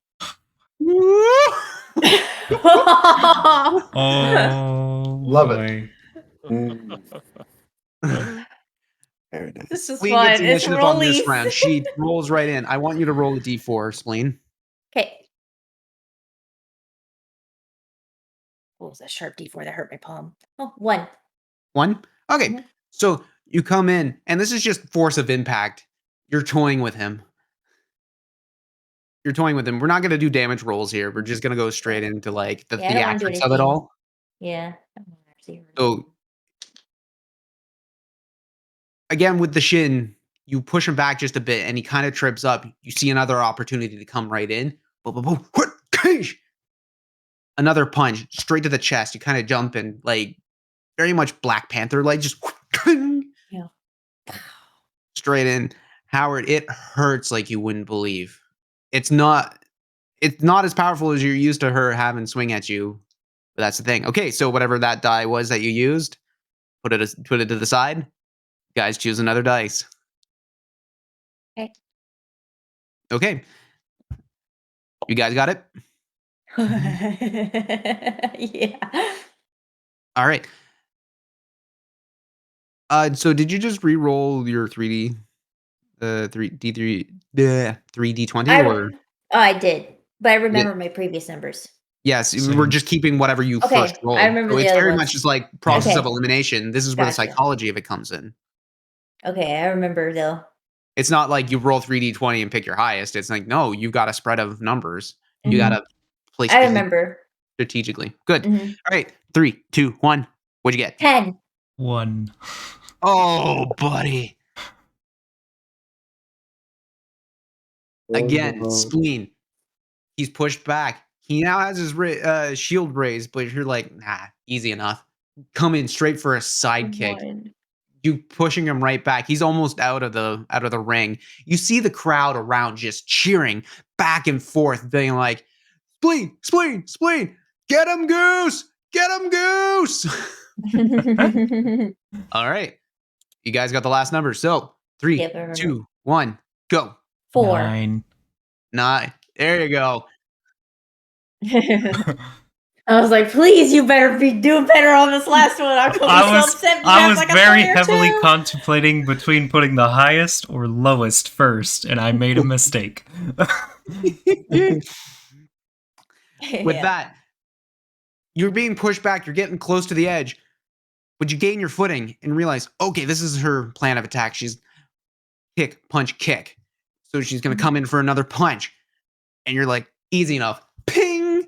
Head right up. Roll a d4 for me, please. Yeah, I was gonna tell you, JT, I want to become kind of predictable for this lesson. Like coming in with the same style. 2. 2? Good. So with that, you realize, okay, I got this. You knock her hand that's coming in right out of the side, and you flip the sword around, take the butt right into the gut. Hmm. Ah! You do that. Yeah! And this lesson keeps going on and on. And so, Spleen, you're saying that you're becoming more predictable. You start using this as a opportunity to teach the people around you that this is Certain how fight style. you understand. Like, you start doing predictable stuff, then switch it up. Because as soon as you start getting into a rhythm, that's when you change the rhythm to throw the enemy off. Yimmer. Hello. You make it to the docks. I'm assuming you're heading there. Yes. You're heading to the docks. You're following the river line there, between the Iron Bridge and Half Pint neighborhoods, and going into the military wards. It's very much. You can definitely see the plumage of smoke from the Iron Bridge coming up and out. And it is fairly windy and chilly out at this point because you're right by the water. You definitely can start feeling it right in your bones. Heading in,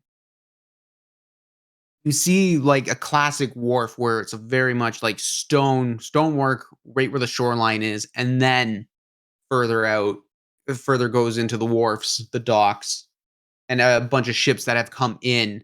They're not fairly large; they're more like river trawlers, but it still brings supplies and everything coming up from the sea up into Menestad.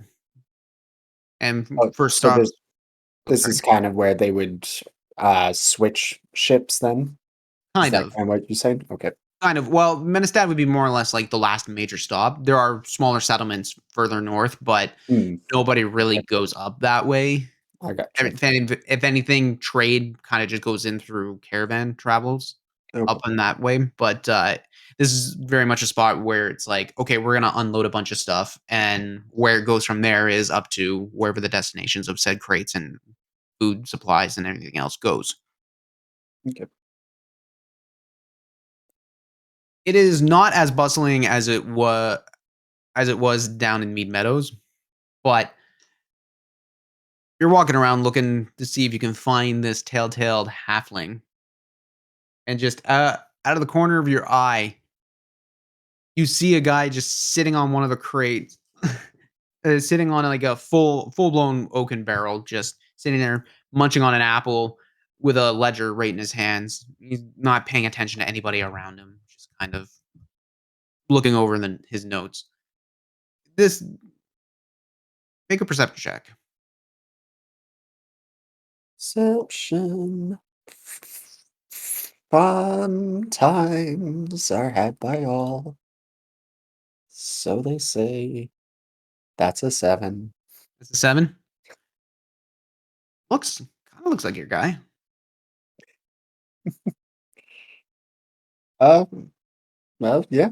Nimmer will kind of confidently go over. Hello, friend. Are Uh, you trust? yeah. What is it that you need?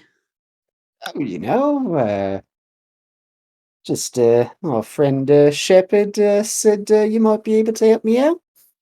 Find some things out. As soon as you say the name Shepard, he looks up. I see what you're trying to do over there. Okay, so what she want? What she want? Yeah, if Oh, she's sending you, she's not coming herself. oh, What she want? oh no, no, I don't know what she wants. I'm sending myself. I went to her and she said, "Oh, well, this one fellow down at the docks, he would probably be able to point me in the right direction of what I'm looking for." She also said that you would be the discerning type, little under, you know, not letting anyone know if you catch my drift. And with that, he slyly hands over 2 gold. Are you doing this in the open or sleight of handing this? Sleight of hand in this. Make a sleight of hand check, please. Not you. Dice jail. You. Come on, number 3. Don't know who you were in Star Trek. Data. Oh, well, then Data was the best. That was a 19. Data was Accurate. the That best. was number He was 2. cool. Data's well. Oh, technically number 2. No, number 2 is No, it was Riker. Riker. Number No, 3 is that's Data. number 1. He keeps being called number 1. I don't know what the One. issue No, is. the number 2 is Data. Number 3 would be. We're getting sidetracked here. Picard is number 1 in my book. No, it's Patrick. It's Patrick. So what was the number? 25 total. 25. You slide the gold down onto the ledger. It looks up. See what you're trying to do over there. Make a persuasion check with that gold. Persuasion. Okay. And that is 17. 17.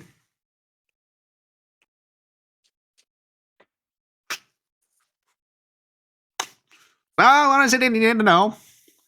Well, I was wondering if you'd seen any peculiarly large shipments of mushrooms or other fungal things come through. I Not should be think it coming through here all the damn time. Okay, well, I guess some that if people wanted some to go missing or not exactly be accounted for, or, not make it here and go down a different way. As soon as you start saying that those forms of words, jumps off the barrel, and he stands about like chest height at you. You're looking down. He's looking at you with these eyes. They're just like very piercing, just very like doesn't blink, and it's really weird. But it's staring right into your soul, and you just like, what are you trying to insinuate there, bud? Well, I'm saying if people wanted to take mushrooms and do other things with them, how would they go about doing that? You're kind of the man to go to, so I figured no one would be dumb enough to cross you without at least, wetting your whistle a little, Don't know and what get you're talking about there. You're insinuating all the wrong things, and I'm going to my office. Well then, I think I might just go for a stroll as well then. Stretch my legs in that direction if you don't mind me. He's already turned around and walked Oh away. yeah, and Yimmer's following. He's totally thinking this is like, hey, I don't know anything, wink wink, let's go to my office. That's how he's interpreted this. Walking through the docks, you head out to one of the small huts that is overlooking. That's like it's a 3-story hut, but it overlooks a lot of what the wharf would be. Opens the door, walks in. He's going up the stairs. He's not even acknowledging that you're following him. Okay. And you head up to one of his offices, to his office. Boom. You sit down, and it's just fucking messy. This guy is a goddamn pig. And it doesn't smell too good. It smells like feet. And I mean, I know you're used to sewer smell, but it's just not right. Ain't right. Fish and feet? Ugh. I wonder if you got anything grown in here. There probably is a couple rats coming down here now. So what? You're talking about mushrooms and lots of trades and some go missing. Well, I don't know if they've gone missing, because someone has them, so they're not missing from everyone. But, I don't know if we've met actually. My name's Yimmer. Yimmer Hillsband. And he goes to shake his hand. I'm not gonna shake your hand later now. So There it is. I was like, please. It sounds. you gotta Okay. be, gotta go find, gotta find myself. Oh my god. I have not been practicing that impression for a while now. So good now. I get that. Not everyone's a touchy-feely type. Yeah, I'm not doing that. So you're still looking for them mushrooms. Yeah. What kind? There's lots that Oh, come through. oh, you know, Some from Lumengai, some from Solness, others from Bloknesvik, Onver. They come hmm, from all over. Even out well, from Formosa, not Estad. not really for Mosa. There's other ones you said. Menest, no, not Menestad. Blos Blosneshvik, Bloknesvik. Bloknesvik. Yeah, that one. That might be one. Mostly them king's head mushrooms. I know they're kind of, common, but it would be a lot of them. And I'm a bit of a connoisseur of if I say so myself, and just trying to find out if I could work with people, lend my expertise with mushrooms, that kind of thing. Because it's nice to. You can't really say you're at the forefront of the industry if there's an industry that's not with you, just kind of ignoring you. So just want to say, hey, I'm Yima. How you doing? You're fucking weird. Oh, I like you. And with that, he slides 2 more gold. He takes it, pockets it. You're looking for a trade of any sort of information like this. I'm gonna need your help first. Okay. There's a couple of guys bothering my people down on the docks. Not today, actually, not the day, but they like to kind of attack my people as soon as they're leaving for the done when they're done. Okay. Kind of Uh, want you to deal with them. and when you say deal with them, are we I talking? don't care what you fucking do, just get them out of here. Can it be messy? Like I said, I don't care what you fucking do. I just need them Okay. gone. Okay. Well, they might not entirely be gone. They might linger for a bit, but rain will wash that away when it's all done. Yeah, you're still fucking weird. With that, If you just point 'em out to me, I'd be more than happy to rid you of your certain pests if you catch my drift. yeah, I'll do that. Definitely do that. Mhm. Caiaphas. Excellent.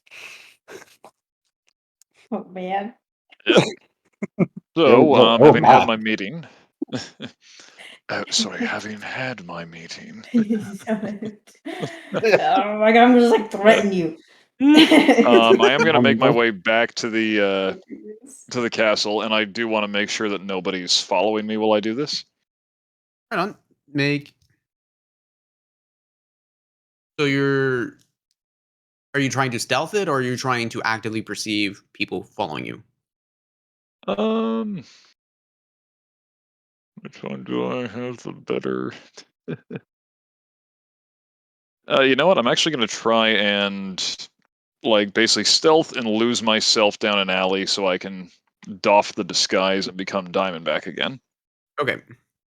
So then that'll be a stealth. Yeah, that'll be a stealth thing. And I would say stealth, but it's generally just like how you can crowd walk, get through the crowds and everything that goes with it. Mhm. It's not so much as like hiding in the shadows, it's very much hiding in plain sight, but how do you Yeah, do it when you're also dressed almost ostentatiously? yeah. So that's an 18. 18? Okay. Yep. Walking back from Mead Meadows, you're heading into the military ward. You pass by where the guild hall actually is, Mhm. but not wanting to go in there and draw attention unwantingly. What is your natural passive perception? Passive perception is 15. Okay. You're walking by. You're pretty sure that you're not being followed. Mhm. Eventually, you come upon a alleyway where it's nice and it's secluded Mhm. with a couple crates up and in, and kind of out and around the corner. You think, "Fuck, this is actually a pretty good spot."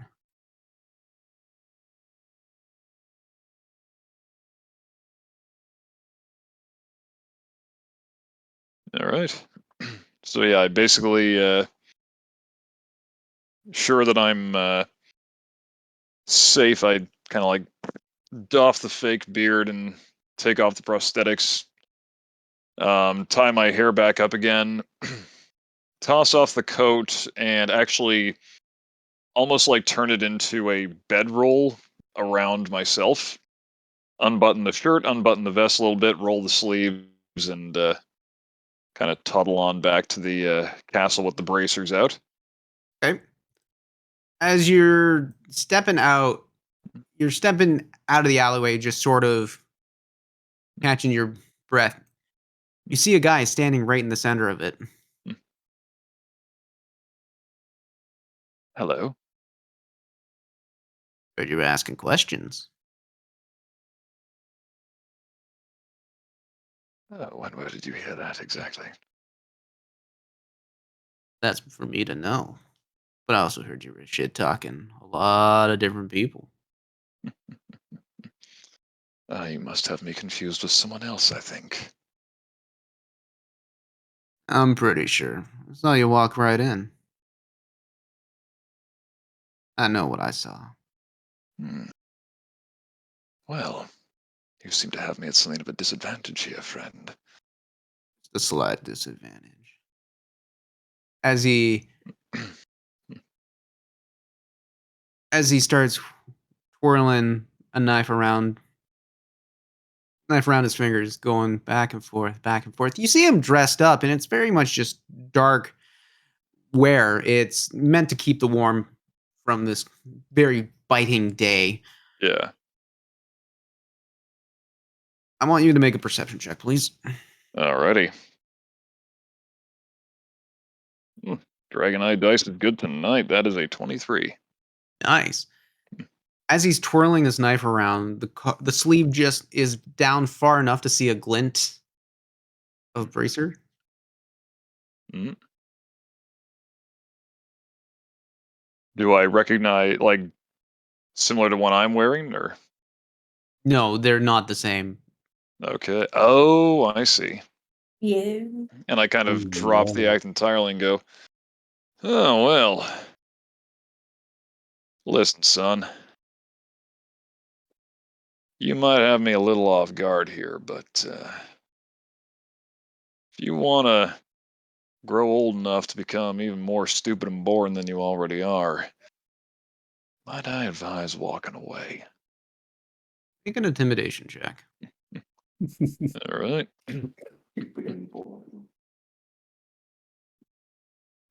Yep, had to drop sometime. That's an 11. Oh no. He looks. Think you're gonna intimidate me?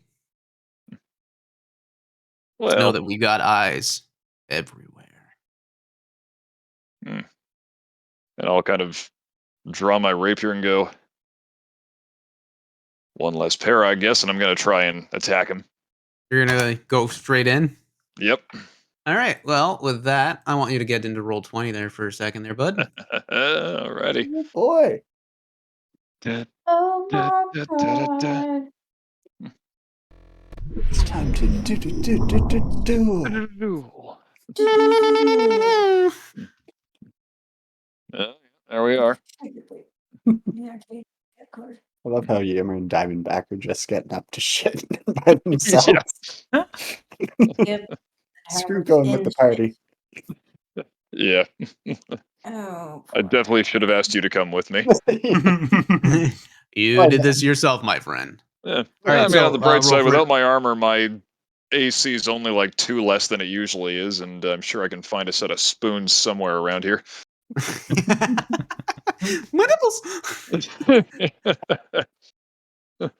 More rough. like, get my magic. Oh, one of those spoons. Okay.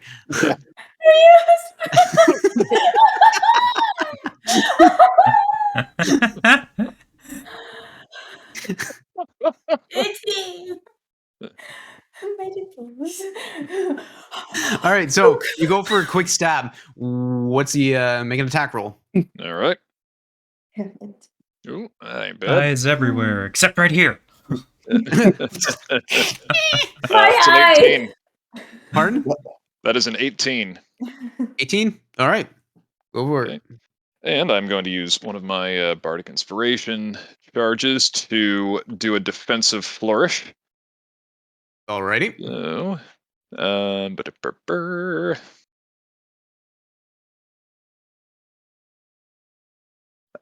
yeah. Sorry, I'm just making sure what dice that is.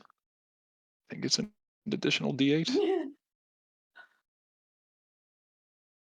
Level 8? I think it's a D8. Yep, it's a D8. So, yeah. So I'll roll my initial damage. Yep. Oof, nice. That's going to be 11. And then an additional... Yep, Lord. Well, there we go. I'm basically wearing my armor now. Additional 2 damage, so 13 damage total, and my AC increases by 2 until the start of my next turn as I kind of like... actually just gonna... Oh, I can't move myself. Oh shit! Give me a second. All good. Thought I had it set to you. Oh, there you go. There we go. So yeah, that's my first attack. And then because blade bards are broken, I'm gonna slash at him again. That one is only a 14. 14 to hit. Yep. You go in for a stab. The first one goes right through, nice and easily. But you're like, okay, we're gonna do it again. You hit. Yeah. You seem to like catch right into a point of the armor where it's like it. You feel it connect, but it didn't connect the way you wanted it to. Yeah. It could have been from the reeling motion back and the way you kind of hit in right in. It just goes right down and slashes across, and you notice that there's leather armor right underneath. Yeah. All right. And that's my turn. That's your turn. Mhm. Cool. With that, it is the cultist's turn. He looks over and he says, "Help me!" And you notice that this tiny little form of steam starts operating in a more devilish form, Yeah. and that is going to be his turn for that. But roll for initiative. Oh yeah. With kind of walked right into that one. Alrighty, that is a 17 from me. Okay. By the way, this cultist is looking very, very rough. Good to You know. kind of did a number right off the hopper on him. That was the Bitch. idea. Dead men tell no tales. Excellent. Okay. You actually have the initiative. Nice. So yeah, I am just gonna kind of try to remove the threat in front of me. Go for another attack. Ooh, nice. That is an 18. 18, that'll hit. All right. So I'm going to do my defensive flourish again. Okay. So, chalk off another inspiration die. First round of damage. Oh, nice. That's max. Jesus. So, it's going to be a solid 13 initial. And then the flourish adds another 3, so 16 total, and my AC is increased by 3 till the start of my next turn.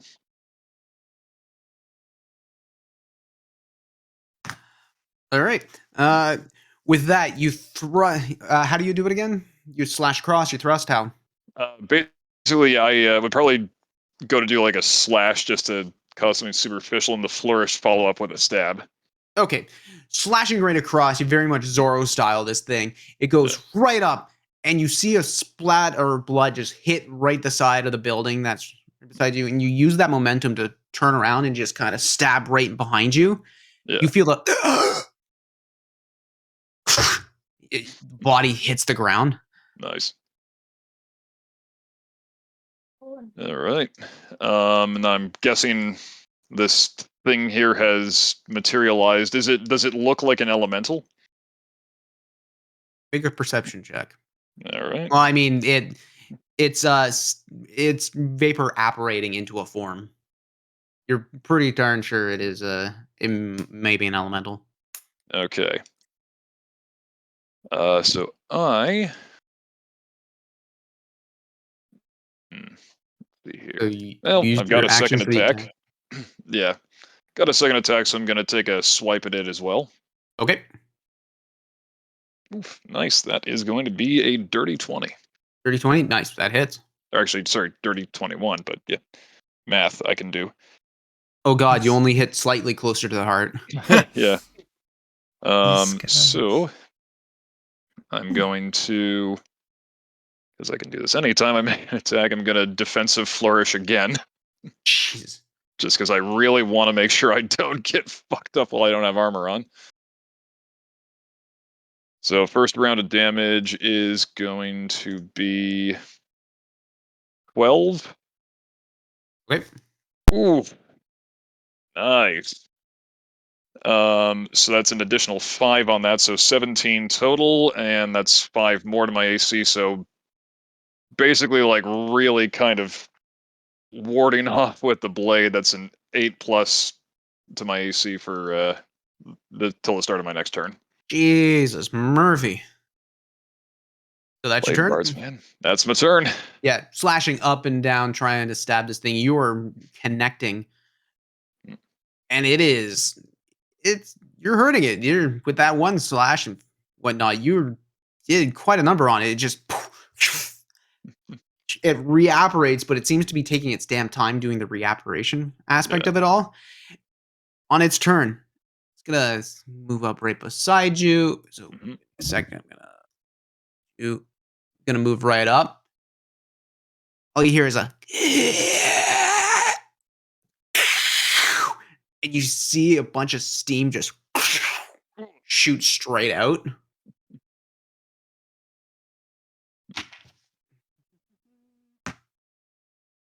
Make a dexterity save for me, please. All right. Okay, that one is not terrible. 14. 14. All right. You see this coming away, and you use you're using the flourishing motion of the sword to kind of like whisk a lot of it out, but you're using that as also your momentum to step off to the side. You still get hit, but you'll take 5 points of fire damage. We still have those temp hit points, right? Yep. There we go. Thank God for that. So you take 5 points of fire damage, and okay, that'll be its turn. Okay. I'm going to. Oh, actually, I'm going to double check what components this needs. Yay! It's only verbal. Okay. I am going to kind of like wave away the smoke, and sort of sing into this thing's head. Whispers below, below, you're going where your winds won't blow. Yeah, you're all bound down to the deep, and you'll all be sleeping in the cold below, below, sleeping in the cold below. To cast Dissonant Whispers at 3rd level. Okay. So that is a DC 16 Wisdom saving throw. Wisdom save.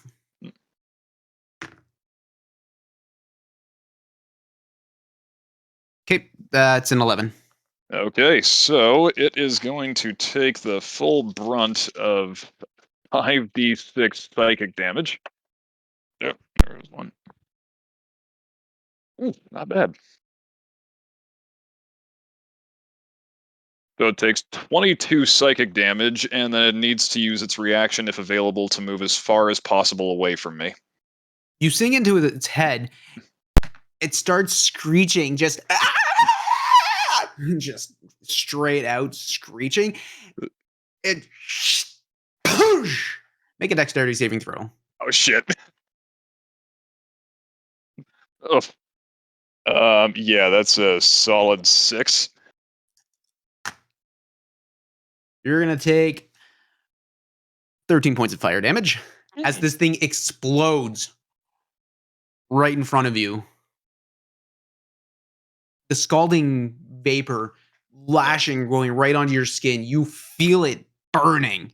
It's like a second degree burn, just whisking right at you.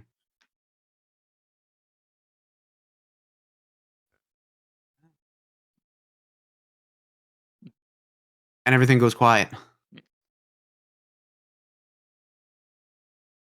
So I put the blade away. You're not sure if there's any more, if there's any less. Yeah. That's it. I It's do just want to. quiet.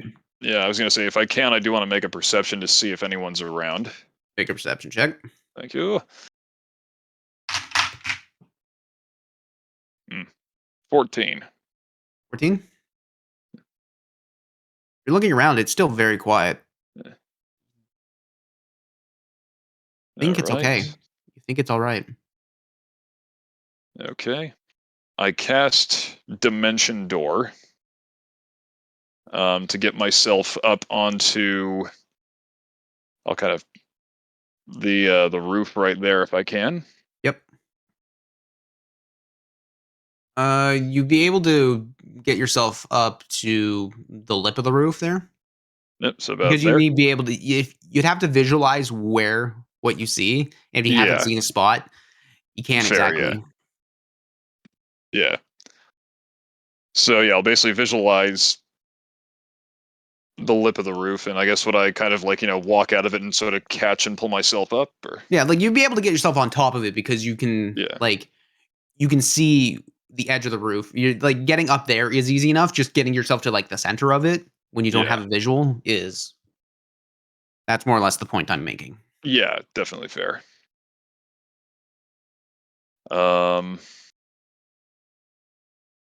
And yeah, basically, are all these roofs around here kind of more or less level? They're standard pitched. They're not exactly too steep, but they're easy enough to walk on. Given that it's been kind of a not so, it's been like a pseudo slick day, not raining, but like a little bit of misting here and there. The shingling that is up there isn't the footing you'd have to be careful of. Yeah. Okay. Basically, I'm going to try and just walk along a couple of them until I find a different alley where there's, not a random dead body. Yeah.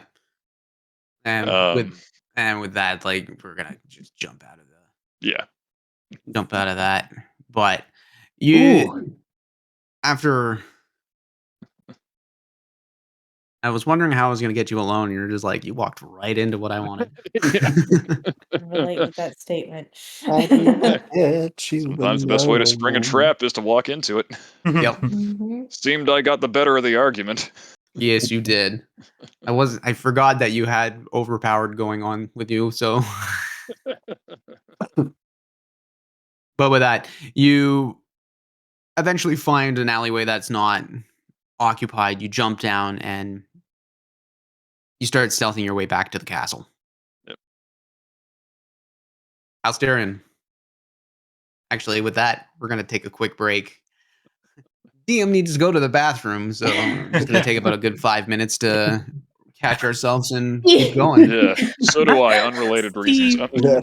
I don't know why, Steve. You look like you were like clip art. Like that looked fake. I don't know why. It did not look real. Oh, Just a random arm. Yeah. Ugh. Just- All right, but we'll be right back in about 5 minutes or so. Please be patient with us, and we'll see you then.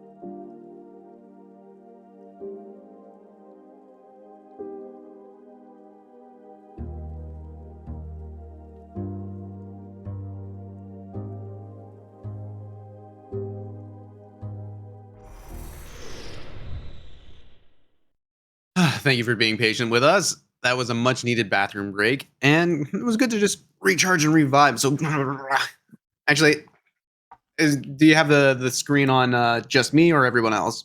Everyone. Everyone? Cool. Let's do a stretch. I gotta put down the fatty. Stretches. Okay.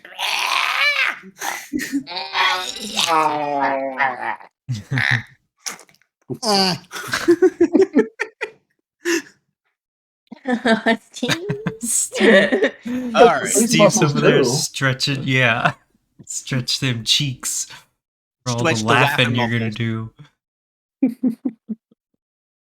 But that was fantastical.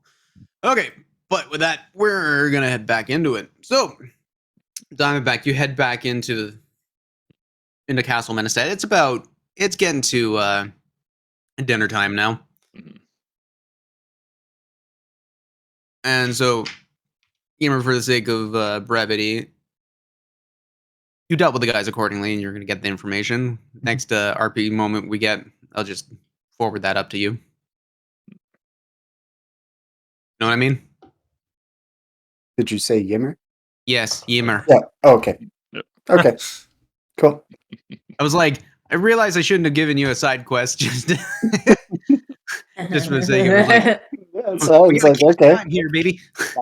I was gonna Crown of Madness the one and just have them fight each other. Let's say he did that. I love it. Off-screen kaiju battle, two people. You ratatouille'd one and you kaiju battled the other. So I'll just mark that off as cast. Yep. Excellent. All right. Oh man. You all get back into Castle Menestad. It's around dinner time. And so you meet up at the pardon me. You meet up in your quarters, all of you. After a day's training with you, spleen and whatnot. House Darian, it's your turn for roleplay. What the fuck am I doing? You've been spending your time in the afternoon, during that afternoon, studying and learning over the notes of Isana Ravenford. whatnot what do you call it? The forced tutelage of Flemish Heart. Under duress. Yes. You were duressed into this situation. There's no there was no want into any other of your ventures. You were gonna study, mister.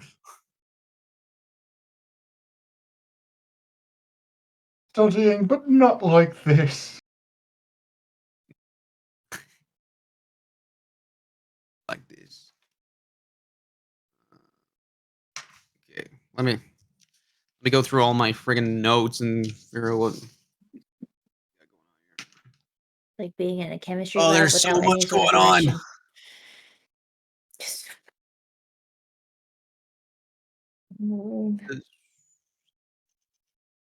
I mean, being in a chemistry lab without any direction sounds like a great time. I know. That was pretty much a lot of my college experience.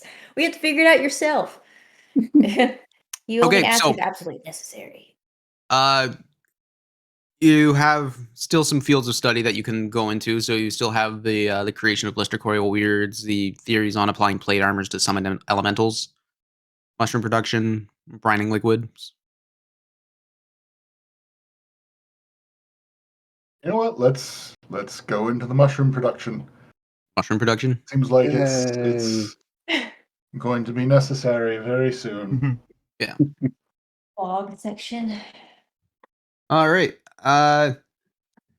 You're sitting right next to Elris, and you guys are kind of just chatting away as you're looking over these notes, and they're still fairly dry, because it's research papers and everything that goes with that thing. Just minor notes, being like, okay, we tweaked a couple bits of the formula here just to see what kind of growth we can get out of it, or what could happen. Uh, it's but toiling over. I would like for you to make a general intelligence check with advantage because you've got Elris with you. No use rolling the second one. That was the first roll was a natural 20. It's a So natty 20. Okay, so roll the second one to see if you can get a critical. alright.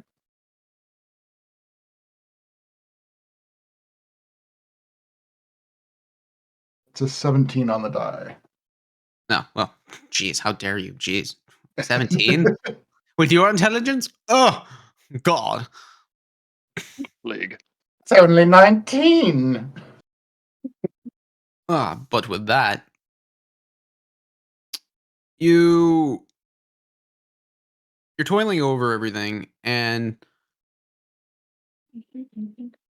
you start picking up on the subtle hints. Okay, so these mushrooms take months to start producing spores that can create and cause anything of damage.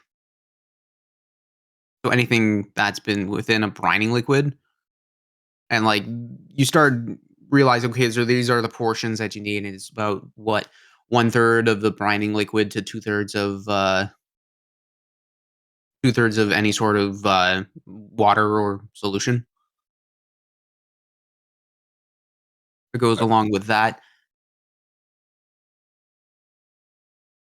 You're reading in the notes that like a bunch of the caretakers were trying to increase the speed, but nothing had ever really taken of like the spore productions.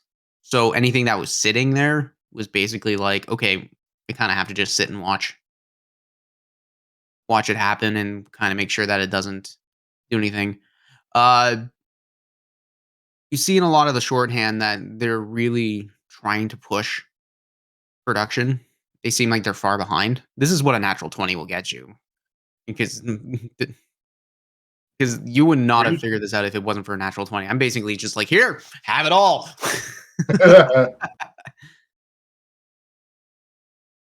Awesome. But it looks like they're really pushing for a major event that's been coming up, and putting two and two together, you realize, oh, that's the Harvest Festival. Solemn Lilacs Harvest Festival.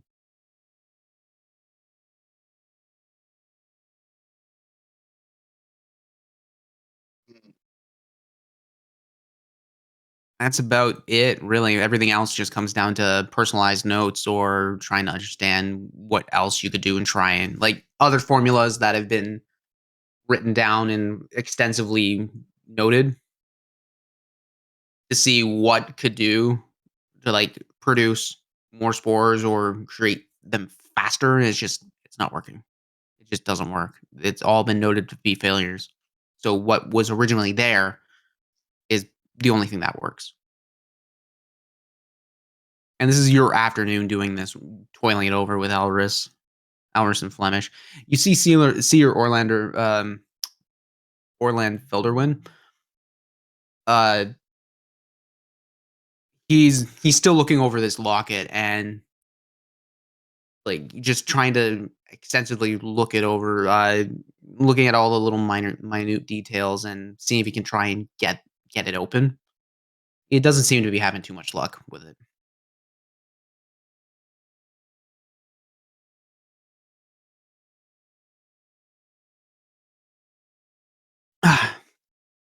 Flemish, Flemish starts coming up. Have you found anything there? Well, there's good news and there's bad news. The bad news is they were very much intending to uh, infect as many people as possible at the Harvest Festival with Trollsbane. Uh, the good news is they couldn't meet their quotas, so they, unless the reason they evacuated is they found another sample or something, which seems unlikely. The Doesn't quite make evacuated sense. site. It might be. You might be right on that one. We don't know, but the evacuated site. And you said there was one production facility up. That we found, yes. Last batch. Perhaps, yes. And I mean, just because they didn't went up the quota doesn't mean they aren't going to use what they already had. So Hmm. we will need to be still rather vigilant. I see. I see. This is all nasty stuff. I've been looking over the productions of these weirds that they call them. Hmm. Interesting. Melding two elements into one while maintaining individuality of the both. It's incredible. Someone to come up with this idea and just execute it. It's defying nature. Almost torturous in its own right.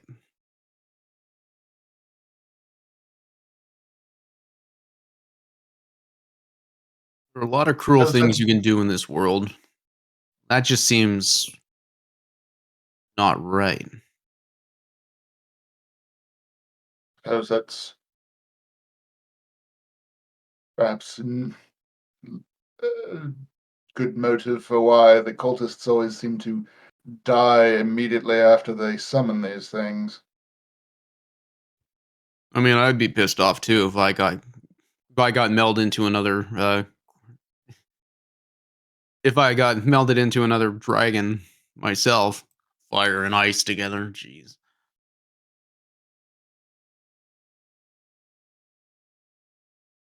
I would just raise more questions than anything.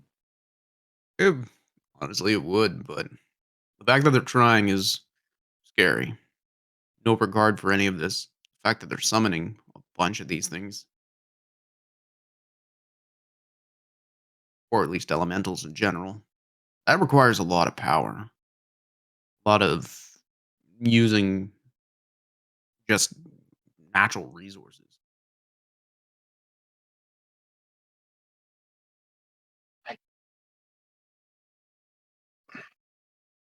Unless there's a rift. If there's already a rift, then they would just be able to use that, would they not? I mean, unless they had some sort of way to keep a gate open, I think that might be their next option. What would be necessary to keep a gate open? Say That that something we could destroy? You say that in the background. You hear us clink. Ah, I got it. It's open. Oh no. Oh, right. The amulet. Oh, locket. Okay. Everything's He's- happening the he's Please day a I tell little me that gasp. it doesn't open a rift. Nothing is happening. All you just hear is like, guys, look, I got it. I figured it out. He's like, look. And he's just showing everybody around. He's very much an excitable puppy. Surprise, surprise. Yeah. But Orland is he's just happy. He's like, that's all there is just a picture in here. And a name.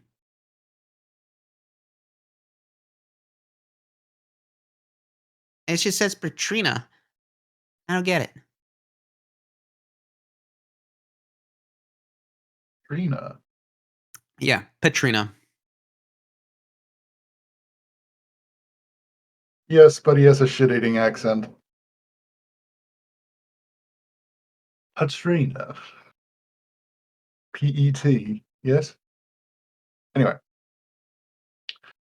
Uh, that name doesn't sound familiar to me. Is it perhaps someone from...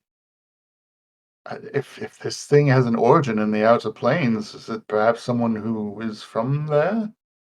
I don't know. She's pretty. She's really pretty. He Yes, shows she's- you, and it's this beautiful, like, very pale skinned woman, very thin, like, just elegance is the name. Is just this beautiful red dress that comes and drapes over her shoulders with these beautiful lace running right through. Long blonde, like bleach blonde hair, just draping down, caressed over her shoulder, and just covering a lot of the form. Very sallow, very sallow looking face.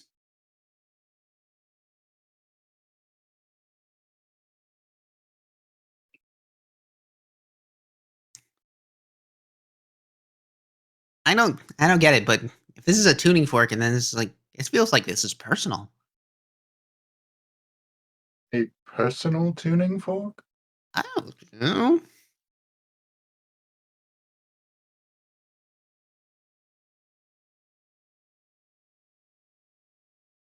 It,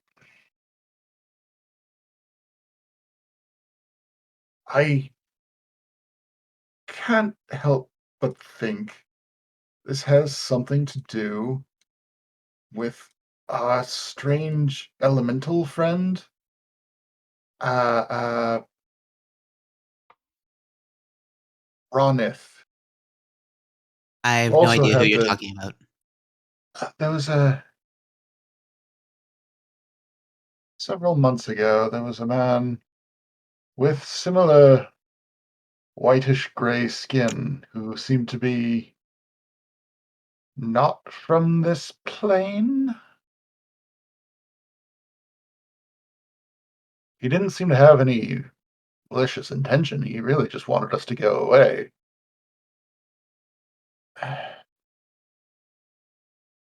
I I do wonder if they're connected somehow. Maybe. Do you know where this guy is? No. Uh, well, last he was apparently sighted, he was, from what I hear, wrestling a white drake to the ground. Okay, you're bullshitting me. Nobody can do that. Son, No one in this dimension, perhaps. Flemish looks up. Realize you. That's a real thick story to chew on, right? If I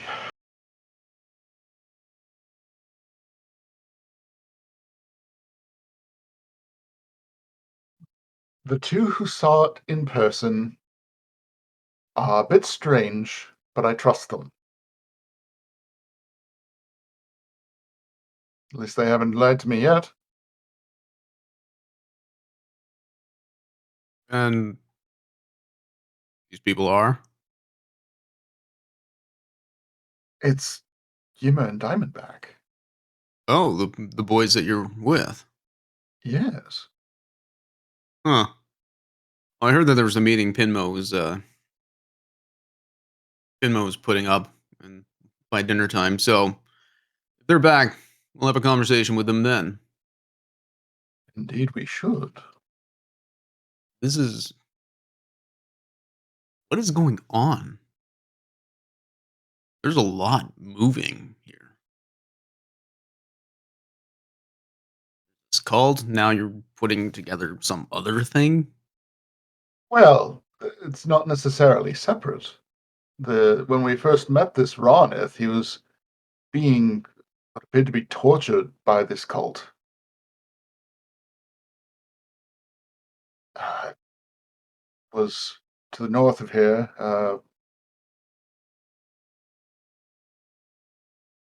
Sorry, sidestep here. Was that an active volcano? It was a lava flow. It was a lava flow. Okay. There wasn't any sort of volcanic activity in the area, but there was it was a lava flow. Okay. So I'll describe the area and of course the lava flow to them.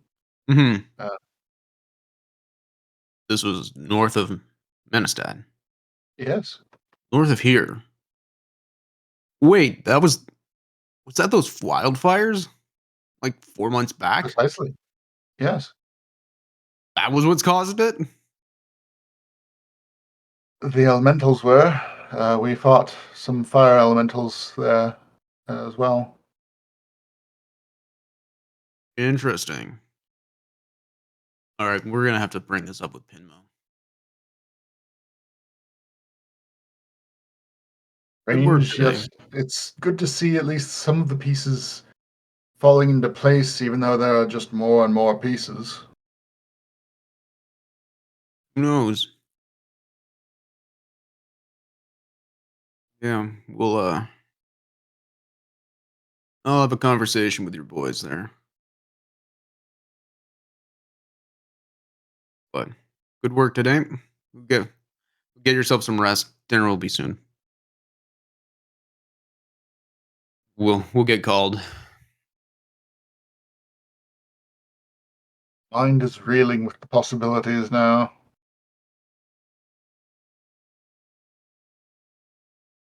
House Darian, you head back to your room. Howard and Spleen are already there, resting their many bruises that they've waylaid onto each other throughout their training sessions. Man, when you came over and hit me on the head, that was really good. I mean, you gotta keep up with that. Yes, please keep hitting her on the head. Speaking of hits to the head,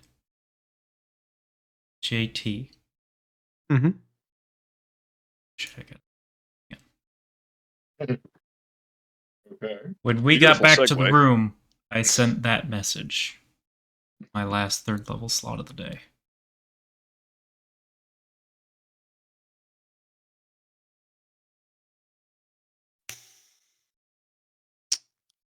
Do you want this message said back and live, or do you want it repeated? Doesn't matter. And this is message or sending? I mean, sending. Yes. Yeah. Trust me, I still get confused by the both of them, but I had the right one in my head, the wrong one on my tongue.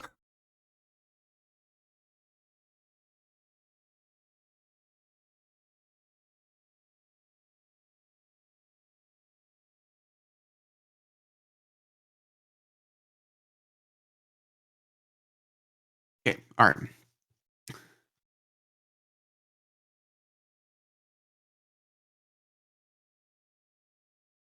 I don't know a Howard. Wait, you were a part of the group that killed. Oh. Yeah, Izana's parents were killed by goblins. Why do you ask? Unfortunately, I can't respond to him tonight. um, he doesn't know that.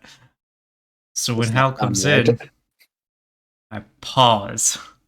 As soon as she says that, speaking of getting hit on the head, spleen hit me in the head more times than I care to admit today, Hal, and I remembered something. Izana's parents were killed by goblins.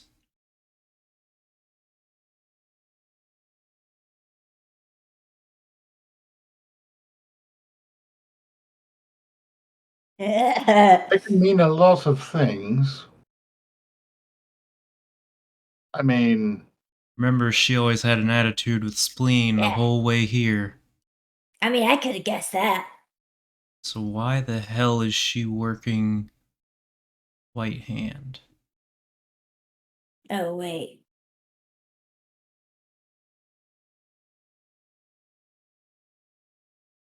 I mean, she could just not be bright. Right enough to understand magic and how to use it. Are you He's sure? probably gating something in the end. Something she gets, or whatever. Or some sort of goal that she might have that she has to do this. That's what concerns me. What would she be working towards that's so important she'd be willing to work with the very people who killed her parents? Did I give Or you the very guys? kind Sorry of to people. interrupt you there. Did I give you guys the actual notes for her personal journal, or did I only send that to Libby? I think only to Libby, because I think Hal and I were going through the big book. Okay, I'm gonna send those to you guys. Huh, all right.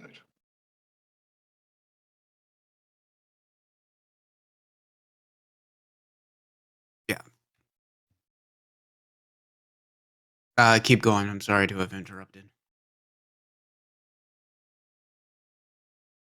Some people just like to see the world burn, and she certainly seems the type. Oh, yeah, no doubt. I'm not saying let's not kill her. By all means, let's kill the damn kid. I'm just saying that's been bugging my brain all day. I sent Rubar a message earlier and he confirmed it.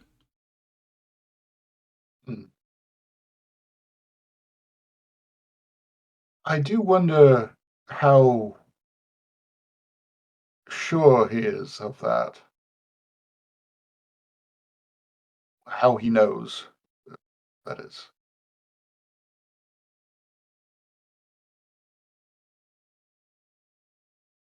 I don't know. Did he ever mention how old she was? Not that I remember. I mean, Not if she sure we was too ever young to asked. remember, wouldn't it might have a different effect on her. Keeps being told, "Oh, they were killed by goblins. Oh, they were killed by goblins." And with someone with a mind like hers, it could be, "Sure, they were killed by goblins." Thinks it was someone else, maybe. Perhaps. I mean, it could very well be that her mind has been twisted.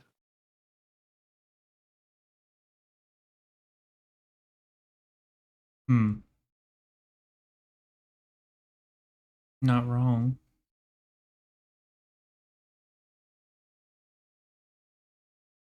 I don't know. I am in way too much pain to think about this much stuff. Spleen beat the shit out of me. As you say that, Diamondback, you enter the Eh. room.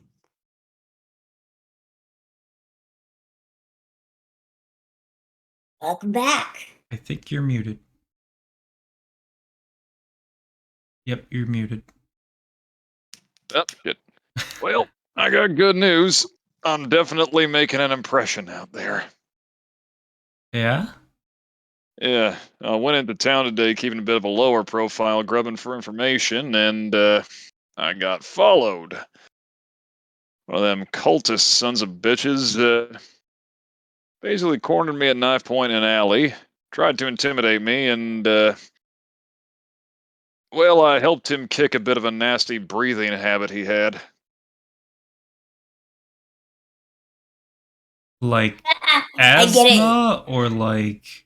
No, I mean, poked him full of holes and he bled out. Yeah, I get it. Confirmed it was definitely one of them, though. Had the bracers, some of the steam elemental or something. I don't know. I killed it with a psychic song and it blew up. That's cool. Yeah, so you got some progress. That's one we haven't seen before. Yeah. Well, happy to make the discovery. Didn't get my goose cooked too bad. No offense, Matt Howard. I did.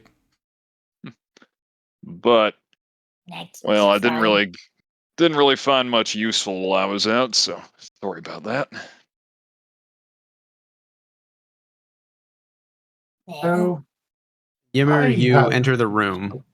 Hi, everybody. Oh, I'm back. You've looked a little worse than when I left you.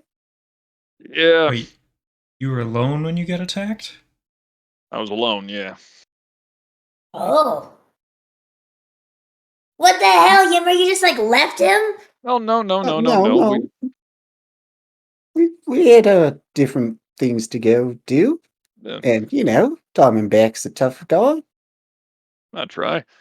Figure it'd be best to divide and conquer, Suffice it to say, might not be doing that going forward. I don't know if I want to make you guys roll a deception check for that or not, because you're not lying, but you're skirting the truth real damn close. I'm gonna let it slide for now, Hey, clever wordplay. unless you guys want to make just like a passive insight check. Who I mean, I could tell you what my passive is. I'm too stupid for that. Really think you can get a read on this? My passive insight is a whole 10. Oh, yeah. Yeah, all Mine's right. 9. Wow, I'm better than both of you. Because I smell fear. That's probably Yeah. why. I was like, Probably. You can't It's look just into like, us. There's 2 reads in a room here. you lie. Well, Lieutenant Pinmo wants us for a meeting / eating mix. An eating soon. meeting. Yeah, this talking and stuff and eating When? soon. Soon. Is that what he was No. saying earlier today? Yeah. Oh, okay. It's like one of those working dinners. Like, should I get all formal and dressed up, or we just can't go on as is? I don't know. Yeah. I'll be wearing pants. Well, yeah. But, like, do I wear the fancy pants? I'll be wearing pants. Are they I don't fancy know. pants? We're staying in the same mean- place as Pinmo, aren't we? Yeah, you guys are staying Yeah. in Castle Menestad. It's not like you're going far to do this. It's just Okay. you got invited. There was a meeting that's going on. You guys are requested to be there, Well, and there's going to be food because Are you ready to go have dinner? We can probably come as we are as long as we have those bands saying that we're part of the team. Mm-hmm. well, give me a minute. Everything I was wearing got kind of steamed, which I mean, I guess usually ain't too bad for clothes, but I wouldn't mind changing. just imagine a magic laundromat, just like having an old woman just holding one of those steam methods, just like, all right.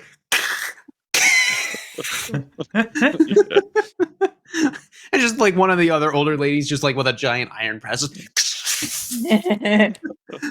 Oh, hydrate. Hydrate. We gotta hydrate. Thank you, sir, not appearing in this life. A hydrate. Yes, or sorry. When I first read your name, I thought it was Sir, not Apple Bottom Jeans. I'm like, what the hell? I love with the it. Sir, fur. not apple bottom jeans. With the fur? I'm the red bottom Yeah. heel. Oh god, I need to incorporate that song into this game at some point. Yes. Oh please. Oh please. I love that song so. Apple bottom breeches. right. Bottom breeches. But yeah, so I But- get changed back into my usual diamondback duster and hat minus the armor, and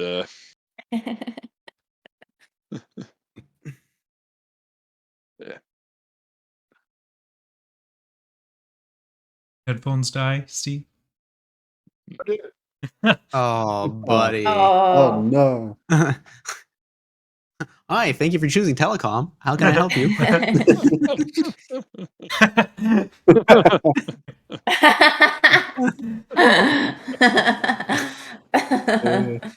You guys are having this conversation, and you hear, you have been requested? Nope. I guess Yep. that's time already. I'm gonna get up and just kind of dust myself off a little. Good as this. Yep.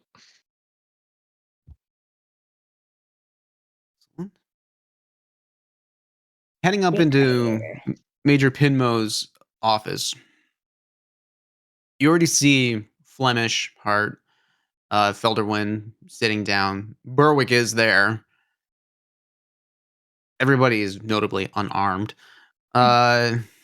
He definitely notes that.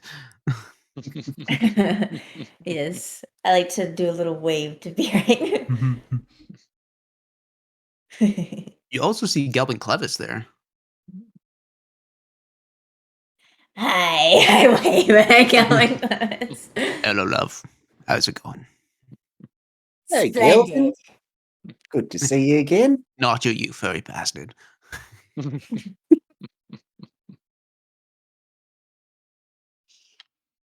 And you see Mayor Carplin there as well. For the uninitiated, Mayor Carplin is, well, the mayor, but he's this very well-dressed elven man. Soft-spoken, but has this demeanor of authority with him. He's sitting down and he's just eating his food. And the way the office is set up right now, there's a bunch of tables that have been brought in. It seems to be like a working dinner between a lot of the minds that are going on. Pinmo looks up. Ah, so you're here. Good. Let's get this started. Cool. How's the training going there? Spleen? Howard? Saw you out there Great. earlier. How's it going? It's going good. Like it's going. I think it's doing great. I think they're learning a lot. Good. I hope my captains and sergeants will be able to defend and train my other people to defend against any sort of elemental attack if such things happen. Yeah, I was to watching your defend. style out there, and you seem to have a good grip on leading people. Really? Hey, I mean, yeah. He's sitting there, he's kind of just like spooning a bowl of soup, just. All right. Boys in the library. What's going on there? Flemish Heart speaks up. So we've been working on a lot of different theories here. Been dealing with combinations of elementals. There's mushroom productions that are coming in and out.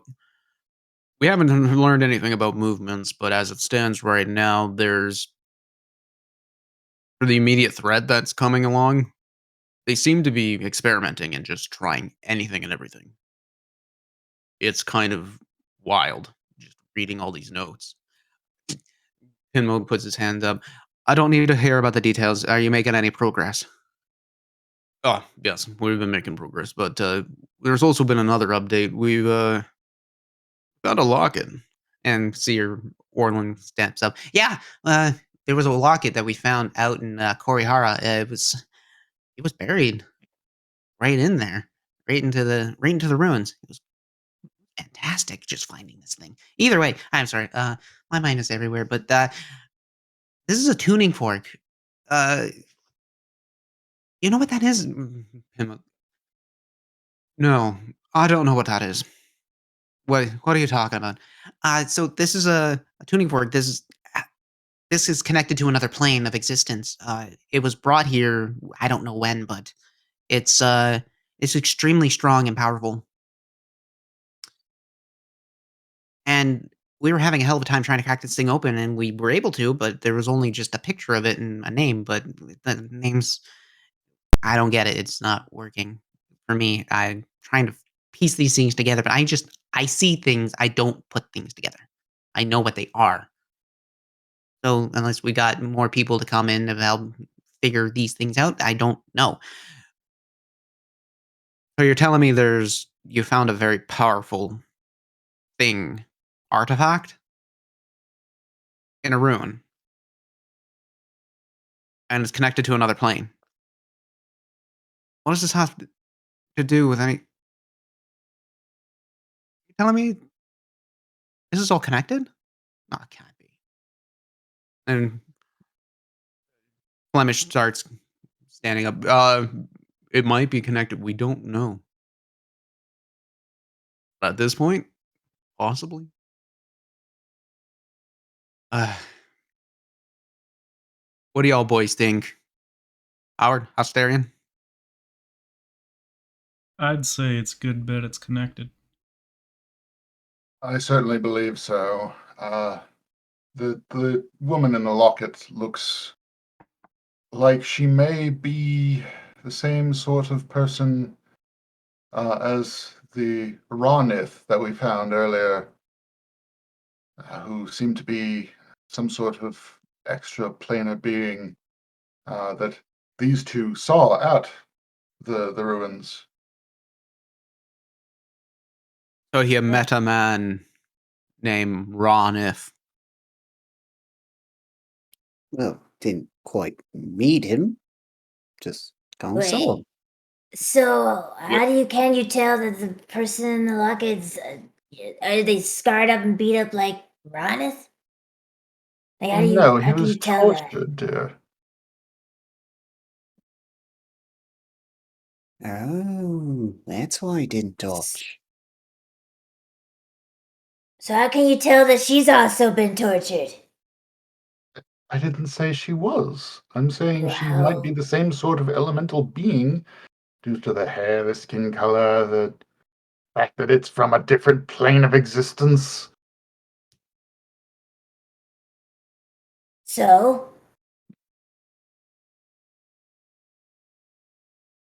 So what is this gonna help solve the cultist thing? What's the deal with this? Can ask him about it.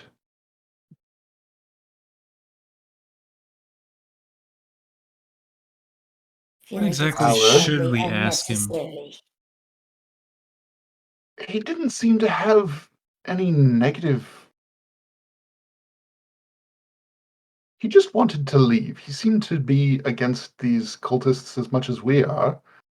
And I say, if he knows perhaps who this is, maybe finally our two interests might coincide. They might converge. And Even he do you might be have willing to Izana's help us. locket on you? Mm-hmm. We had it in the. We found it in the chest, right? I think But it was do in you the have chest. it on you is the question. Like on your person. I don't know. I honestly Actually, thought I don't think I you have had it. it. I think, yeah, I was like, I think it was, Because that yeah, was in I the think it was, chest. yeah, I think that was you and Well, there according was to a my notebook, and I think notes, Libby had the Spleen notebook. is the one who has it. Oh, okay. I think because it was Has that? given to you by Mogan. Okay, because that was unclear. Because I currently don't have it in my inventory. Sounds like you should. Yeah, I have Bridie's charm necklace. And actually, I do. Eyes on his locket. I was looking at the Okay. wrong one. It's in my backpack. As Orlin walks around with the open locket, you feel a very violent vibration within your side pocket, Agree? What? Agree? What? and Orlin's locket is violently vibrating as well. Huh? Oh dear, this is going to become a problem, isn't it? I take out the locket. Oh shit! I forgot this was in here. Where did you get that? From her room. I mean, Who's her? Izana. Who's that? A An brat. asshole. Yeah, okay, but you have right. They start bringing it up, and it is like not. I say violently, but it's like it is shaking. It is shaking. What the hell is going on? Is she tied into this? I don't know. Elris, you want to take a look at this? Elris is there and comes in. I think that everything here is I mean the same design, so can't say that they're not dissimilar. But if they're violently shaking and this one is a tuning fork, does that mean the other one's a tuning fork? Can we open that? What is, I don't think. I see her, Felderman's like, do you mind if I take that? See if I can Yeah, tinker? take it. He takes it and he's like, just goes back to his seat, starts eating. He's just like, starts tinkering with it. Pinmo, okay, this is starting to get out of hand here. Mayor Carplin, how's the Harvest Festival setting up? Sits back. We're setting everything up fine. It's moving quickly. Honestly, if there wasn't any prevailing threat, I feel like we would be ahead of schedule. But all vendors are accounted for. Everything has been checked so far. Thank you to your security. I've been finding more firecracker technology to use to celebrate. But I'm worried that this might be a dangerous thing. Pinmo looks up. We're setting a trap. I'm bringing a friend in. I asked a couple favors, and well, as he says that, all you hear is a. The door opens right up. You see a halfling donning shining purple armor, bald head, long beard. So, I hear there's a party for me. And we're going to call session tonight with that. No. You. Oh man. Oh god. I want to thank everybody for staying out tonight. Sir Applebottom James, thank you for coming by. Sir Apple Bottom Jeans, you're forever that now. Make it so. And sticking by, thank you for the hydrations. But once again, I want to thank D&D Beyond for sponsoring us tonight. I hope I've created enough intrigue to keep you coming back for next week. But with that, we're still in the middle of a pandemic. And as much as it sucks, we still got to keep on top of each other, be kind. And just want to say, social distance, wash your hands, be kind, don't be a dick, love one another. But also, we also have the Dire Bear merch. Please come and buy the merchandise, because with that, it'll help us grow as a channel. And the fact that we'll be able to create more stuff so that you guys can enjoy it. And if you're not busy on a Monday night, Monday at 7:30 Eastern Standard Time, you can go see the Dire Bear GM himself, Heath, run a game wild by witchlight. Wild by the witchlight. But our own spleen's in it. So if you liked Oh, her well. spleen, well, you can go get to see her as an old lady.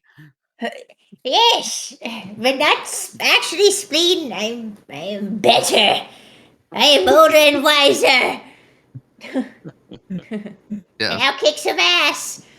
But with that, I hope all of you have a safe night. Sleep well, get the well rest that you need. And I only got one question to ask you. Do you dare to imagine? Have a good night. Have you ever fought a dragon and stormed its mountain lair? Have you ever killed a vampire and seen the evil in its lair? Have you ever sought adventure and couldn't find it anywhere? Well, here's the answer to your call. We're gonna die of it. Adventure ain't company. Come leave behind all your cares. Adventure ain't company. Come with me and see what's out there. If you wanna be a hero or a demon in disguise, if you wanna steal a spaceship and sail across the endless skies, if you wanna live a story and you're down to have some fun, come on and join the Dire Bears. There's a game for everyone. Adventure ain't company. Come leave behind all your cares. Adventure ain't company. Come with me and see what's out there.